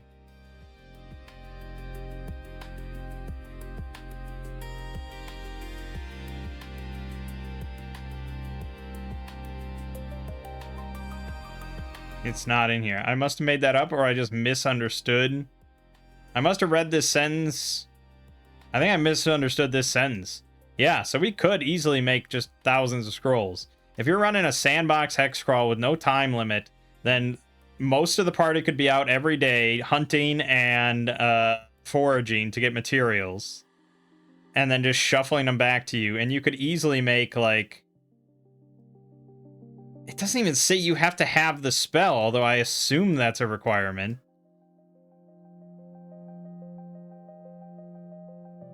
Fucking hell. It doesn't even say that. But let's assume that's a requirement. Like, you can't put anything into a scroll that you couldn't ordinarily cast. But yeah, it doesn't even say...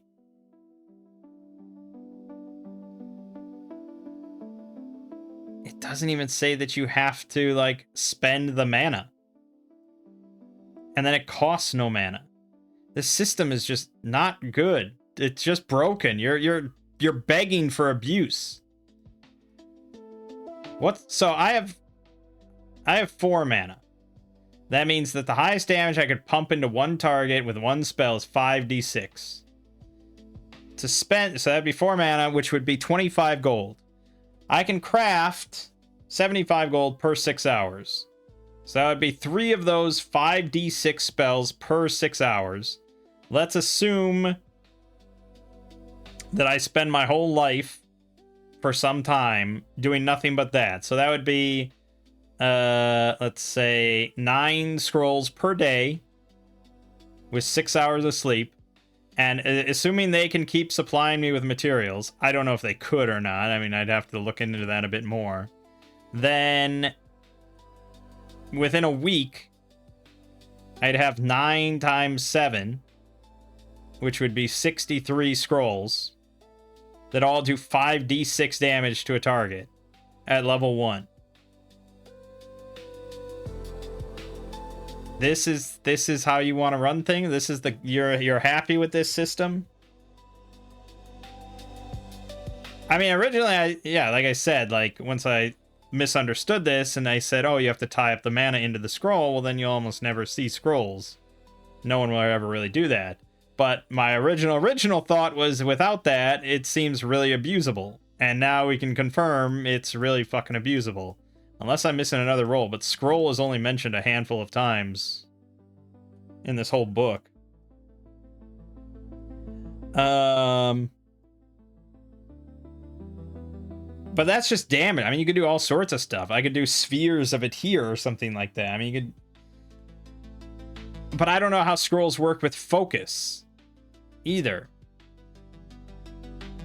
Or you just pick a duration, I guess. Scrolls just have a set duration of like 3 rounds, and that's it. I mean, that could be, but that's also still really good.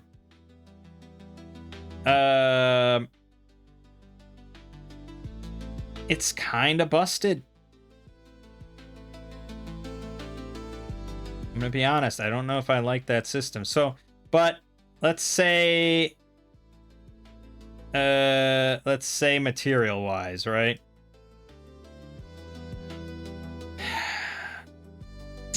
So foraging for 6 hours in a wilderness environment. You have to pass a survival check, so you might not get that.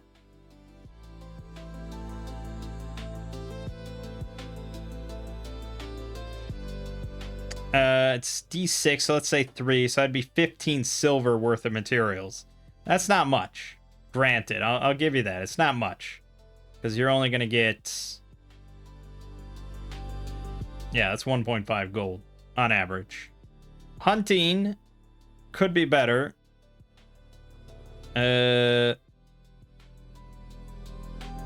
So it's hit points multiplied by 5.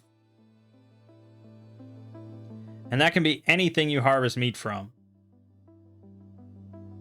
But you can hunt for wild game, which includes cattle. So let's say you luck into a pack of cattle. And let's say you max roll it and get D4. So you get 4 cattle you kill. So that'd be 18. Really? They have 18 fucking hit points? A cow? Yes, they do have 18 hit points. Okay, so 18 times 5. You get 90 silver worth of materials. Times 4. 360. So that's 36 gold. That would really only fund 2 scrolls, granted. No, that would only fund 1 scroll. Okay. True. So that method probably would require you to hire a small army to just sort of commit genocide of the entire flora and fauna around the whole settlement. And then for scrapping, you get materials worth half the value of the item. That would also be pretty tricky, assuming you clear out a whole dungeon. Say you kill like 100 kobolds, and then you take all their shit. And we'd count it as whatever, like an actual short sword. That's worth 10 silver worth of materials. So 2.5 short swords gets you a scroll of 5d6 damage. That's not too bad. So it's probably not something you'll do right away after just setting out, you know, before even setting out in your first quest or something. But you clear out a dungeon, yeah, because you can also just buy material, remember. 1 gold is 1 gold. You can just convert your funds into materials. And so if you think about 25 gold gets you that, 25 gold after a certain point is nothing. Like, absolutely nothing. Whereas 5d6 damage from an auto-cast scroll that you can't fail on, and they can't avoid the damage, is really fucking good. So I feel like the system's pretty broken. I'm willing to be proven wrong if someone wants to offer up a counterpoint here. I don't know how to fix it, granted, other than just bumping up the Oh, wait a minute. No, I do have it wrong, don't I? Yes, I do have it quite a bit wrong. I took 5 gold as 5 gold. We're multiplying everything. Yes, yeah, it's 50 gold. Okay, never mind. Okay, well, it's still 5d6, theoretically unlimited for 250 gold. It's a lot more reasonable, a lot trickier to do early on, but that's also potentially part of the issue. Because that means at higher levels, when I have, say, like, let's say I have 28 mana, that means, well, but you're always limited by the max you can put. So let's say level 7, you could put in, if you have 7 awareness, you could put in 11 mana into a spell. Right, so that would be 12d6. as like an auto hit spell. So it's a 12d6 magic missile for 600 gold. Yeah, I still think that's pretty busted. But we'll see how it plays out in play. I think it's rife for abuse. I'm still surprised they went with it, but sure. What were we doing? We went on this whole tangent. What the fuck was I doing? Oh, I was buying gear. Oh, right. So it was like, do I want to start with materials? Not really. I mean, I guess I could craft whatever we needed if we're out and about, but we're going to start in a settlement. I don't really need materials to make anything. So I don't think I care about that. I think I really just want a trinket and then light armor or something. So anything that starts with a trinket and no other bullshit. Well, okay, I'm just going to take the occultist and we're not going to spend money on materials.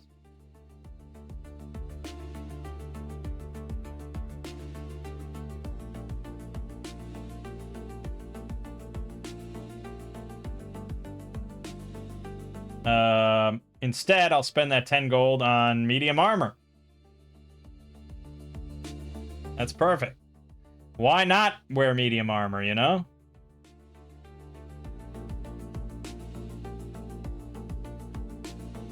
Okay, materials gone. And that allows me to start with third occultist, 65 silver, 6 gold, 5 silver. We'll ditch that. Yeah, it's fine. There's probably some other things I need to buy. I'm not going to sweat it too much. This has gone on long enough. Because I also wanted to talk about the actual start of what we're doing. But I think that's fine. So that's 2 armor for you as well. Yeah, it's that's a weird system. Where I have an entire party of a dancer, a bard, a druid, and a witch. And all of them... almost all of them are wearing medium armor, except for the bard. And that was just because I didn't have enough money. But if I pooled together my other money, he probably could buy it. And then he'd also be in medium armor. And all of them could be in heavy armor. All of them could be in heavy armor.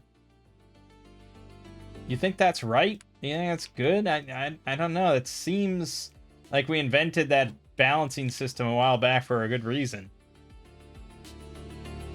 We'll see how it goes. Anyways, I guess it's balanced out somewhat by the fact that they don't have much hit points. But 5 is, for most classes, that's kind of above average in a game like this. All right. So what are we going to be doing with Vagabond? Well, there's this site. Okay. It's campaignwiki.org, but it's called Hex Describe. And it has, I mean, this is like extreme nerdy territory here when it's just pure like white text and just like there's nothing pretty about this site at all, but god damn it, is it not functional. It's very functional. So this generates hex crawls for you. And we're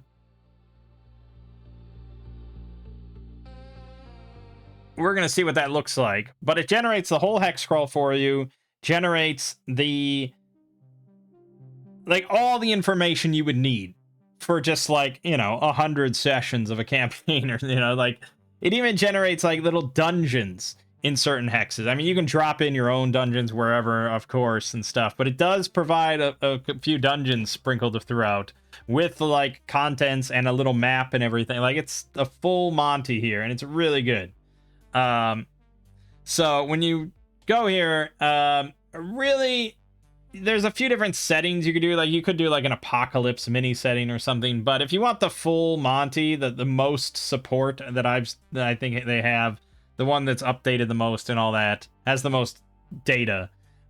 You want the Alpine.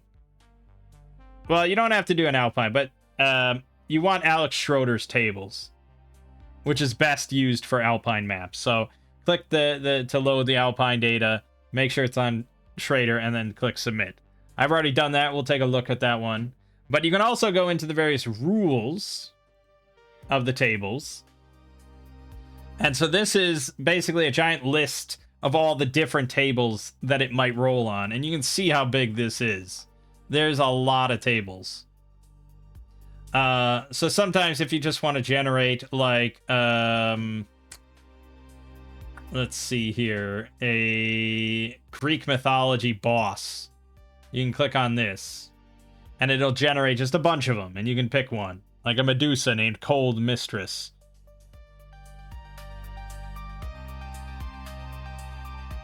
A Minotaur named Spirit Guide. There's all sorts of stuff like that. Or if you need, like, wondrous items, you can click 6 wondrous items, and it'll generate a bunch of lists of 6 different wondrous items. I don't think there's, like, an insane amount of variety here or anything like that. I don't know what it's, you know, you can't really see, or maybe you probably can. I think this is all open source, so you can see everything. But yeah, if you just click on here for one wondrous item, you get a bunch of lists. We're probably going to use this for various purposes, such as the Helmet of the Dark Lord. Grants the ability to tell when others within 10 feet are lying. Yeah, so stuff like that. But if we generate the whole thing, we get something that looks like this. And this isn't great. I'm going to have to enlarge this, and I'll import it into Owlbear Rodeo so we don't have to keep doing this. But here's the hex map that we've generated. Of just, you know, just kind of a wilderness region. And it's pretty scattered. It's pretty wild. We have some forests here. We got a bunch of forests over here. We've got a lot of mountains here. Hills, plains. I'm not sure what these symbols are supposed to be, but we can look at the hexes and see. Rivers, water, you know, lakes. There is a few settlements in here, but they're all going to be pretty darn small. You'd have to just put in one of, if you wanted like a major, like Keep on the Borderlands, you'd have to probably put that in yourself. I don't think, pretty sure there's no keep or anything. There might be.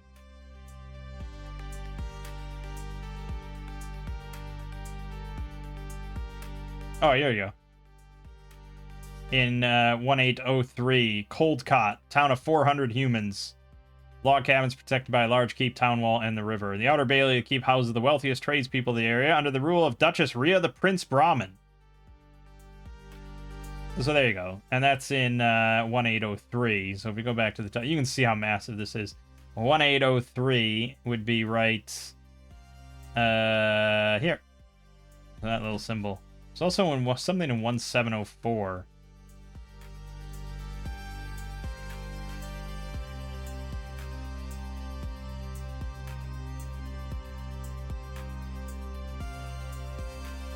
Wim Township, a large town of 3,300 humans. Wow. And then it gives, you know, various, town is surrounded by a sturdy wall. And then it gives you various NPCs. They have like a few quest hooks that lead to other hexes that are hot linked there and stuff. Town is built around a site of special significance to Odin. Built generations ago atop a pool of earth blood in order to prevent its mutagenic power from corrupting the area.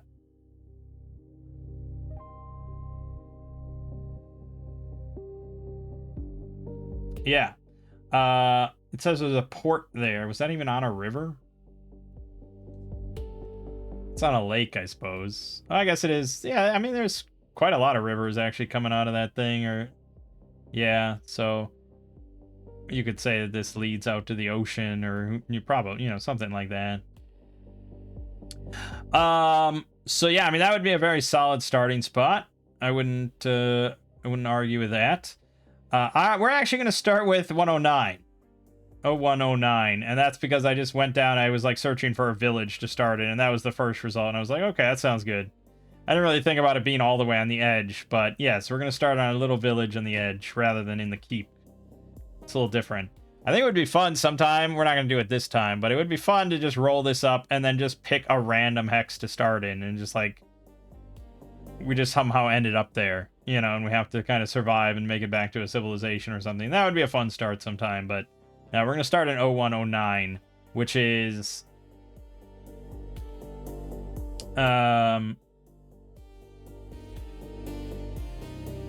Tree Crag, a village of 190 humans. The grass-covered longhouses are protected by 3 war dogs.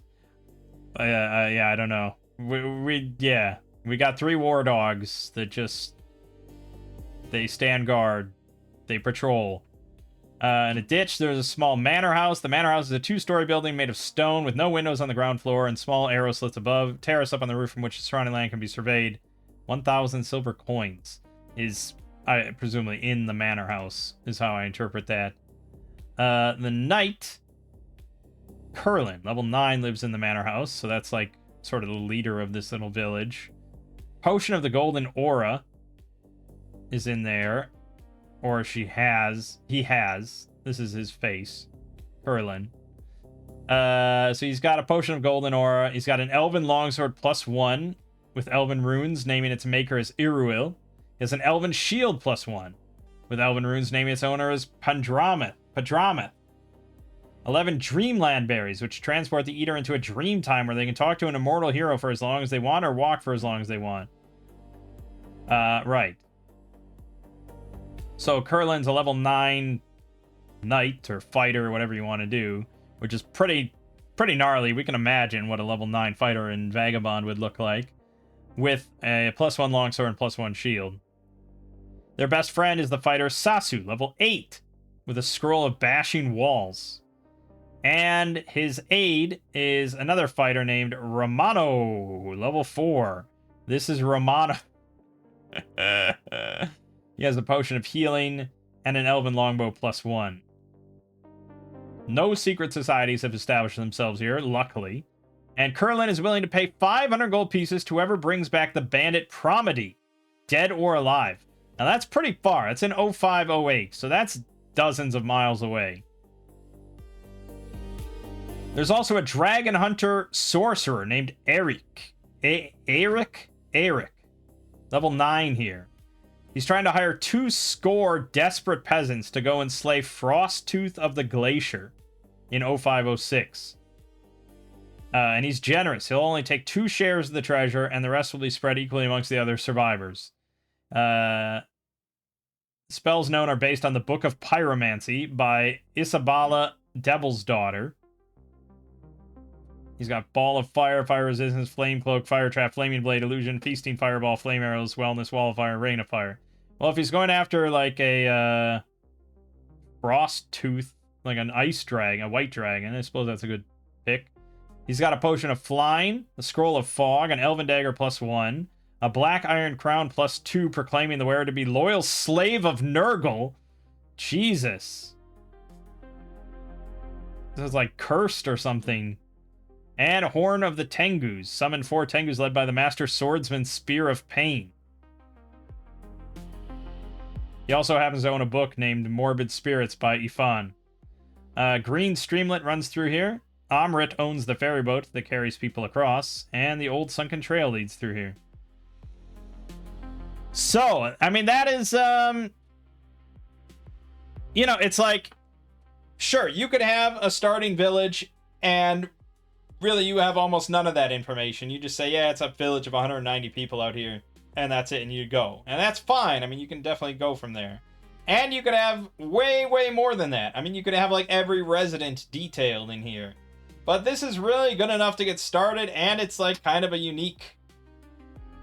Yeah, I mean, it's a unique thing. We have a level 9 fighter with a level 8 fighter. It says it's his best friend, but I could see it just being his badass wife. But maybe it's like a, you know, a D&D movie situation where they just... This nice platonic friendship. We have a couple of quest hooks. A bandit. And he'll pay 500 gold. Dead or alive. I mean, he just hates this guy for some reason. And a dragon hunter sorcerer. No 506. So if we go down to both of those. If we go to 0506. Yeah, white dragon called Frosttooth of the Glacier lives in a ruined mountain fortress. It's pretty weak. 6 hit dice is pretty low for a dragon. So this is like a young white dragon or something, which explains why it doesn't have that much treasure. But still, it has a 13 AC, which if we're talking descending, that's going to be a 16 AC. It attacks for 1d4, 1d4, and 2d8. It can breathe ice as much as it has hit points left. Its loot is a suit of dwarven plate armor +2 with dwarven runes naming the owner Bina Blacktapper of Thunderlight. A potion of fire resistance, and a scroll of knock. It's not much loot or anything. I mean, mostly it's this suit of dwarven plate armor, but that's why... But then that begs the question of, like, what would this guy take 2 shares of? So I'd probably re-roll this. To be honest, I'd probably re-roll it. I'd include a lot more money. I think there really should be cash in there of some kind. And this can just be the items you get. But at the same time, it's a pretty weak dragon. It's 6 hit dice. Even Axe, I think... well, I'm sure it has a listing for... It has a listing for all dragons. Yeah, it would be a young dragon, 16 to 25 years old. So he's really like a dragon, just like... He fucking despises any dragon that he finds about. It doesn't matter how young it is, he wants to exterminate them. So there you go. It would be a young white dragon. Not that terrible of a thing then, at 0506. And then 0508 has a... Oh, that's actually a dungeon. So here's the 7-room dungeon.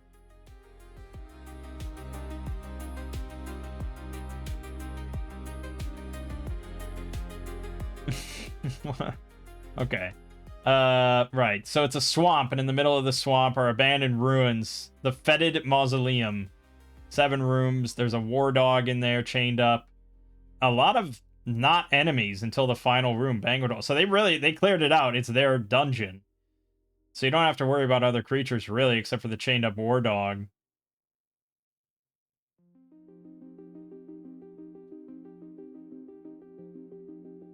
And they've set up the trap. Yeah. And then, yeah, you have to fight a level 4 sorcerer, Promedy, and 5 bandits. Not too bad. That might be our first quest. We probably can do that. And they also mention like wandering monsters or anything like that. So there's a wandering dwarf mercenary in this hex. It says hoping to usurp the leader. I'm not quite sure what that means. Right, so that's if we go look at the map again, 0508 in the swamp. That's this. So this symbol must be swamps. Yeah, it's not that far. I mean, it's kind of far. Across the hills and stuff. These are 6-mile hexes, I can only assume. So that's 6, 12, 18, 20 miles or so, give or take. 24, I suppose. If we always start from the center, sure. 24 miles. Yeah, it's about a day trip away. But there you go. So I think this is phenomenal. And I've been looking at a lot of like hex scrolls, like, you know, old stuff, new stuff, because it's a lot of work, I can imagine, to put something like this together and actually handcraft it and have lore and all the connections between places and flesh out each hex to be interesting and unique. Like, I can imagine a lot of fucking work. But this just does it automatically. Is it random? Yeah. I mean, it sure is. There's definitely some nonsensical stuff, but as we've seen, like, I think it does a better job than, like, Hex Roll. Like, if you remember Hex Roll that we looked at that one time, I think this is far, far more random. Like, yeah, it's a lot more detailed. like stupidly detailed to the point of you can see every resident of a village. Like here, if we go to Taya, you can see the village of Taya, and then it'll zoom in. You get the whole map of the whole village and all the shops, the population, and you can click on the flower shop, and it zooms in, and that's Lara of Elil. Okay, and she has some business with Faberter of Ezazar, and then you go over there, and you find out Ezazar is miles and miles away. And it says she's avoiding an important visit. Okay, and then you click on the Black Mace Tavern, and you see that Galliana Gundoild is a waitress or something, a wench, and she collaborates with the White Truth Seekers, which is a hell of a name for a group. And you find that they're a cult sacrificing humans, and their hideout is the Shrine of the Burning Fire. And then you look at the Shrine of the Burning Fire, and you find out this room has a fucking black dragon sitting inside of it with 53,000 gold. And it's all just really fucking random, you know? So I think this idea, like, if Hexroll wasn't that fucking random and was a bit more coherent and cohesive, I think this would be phenomenal. But I think this does a much better job because it just doesn't do anything that crazy or gonzo. Like, it's mostly just pretty grounded, classic fantasy stuff. So, yeah, I mean, if I was like, especially if you told me, like, hey, there's a group, I got a group coming over right now. I'm like, in 10 minutes, there's a group coming over. They want to play fucking D&D right now. What are you going to do? Like, this would be a pretty good option. Not if there was like their first game ever or something. So this is not a likely scenario. But if it was like, oh, our regular DM can't make it or something, we're all sitting here, what do we do? It's like, fuck it, I'll just roll up this hex crawl and let's just see how it goes. Yeah, to me, this is like pure D&D. This is what it's all about. So we're gonna start this next time in that little village. We have a couple quests. I also took the liberty of throwing in the description of like our village and the surrounding hexes to see if it could generate some random rumors for us. So maybe we'll roll on a couple of these just for a couple extra plot hooks. I'm sure these are somewhat nonsensical, but you know, they're rumors. They don't have to be super truthful or real or anything. They just kind of have to be a somewhat plot hook to push us in a direction. I don't think we need it. I think we have a couple good hooks, but yeah, we'll see how it goes. Yeah. That took longer than I thought. Vagabond, not super fast character creation, but neither is Tales of Argosa, and that's just because I have to make 4 characters all by myself, sitting here, all by myself. Anyways, my name is Mang. This has been Solo Roll Manging. I'll see you fine folks in the next part.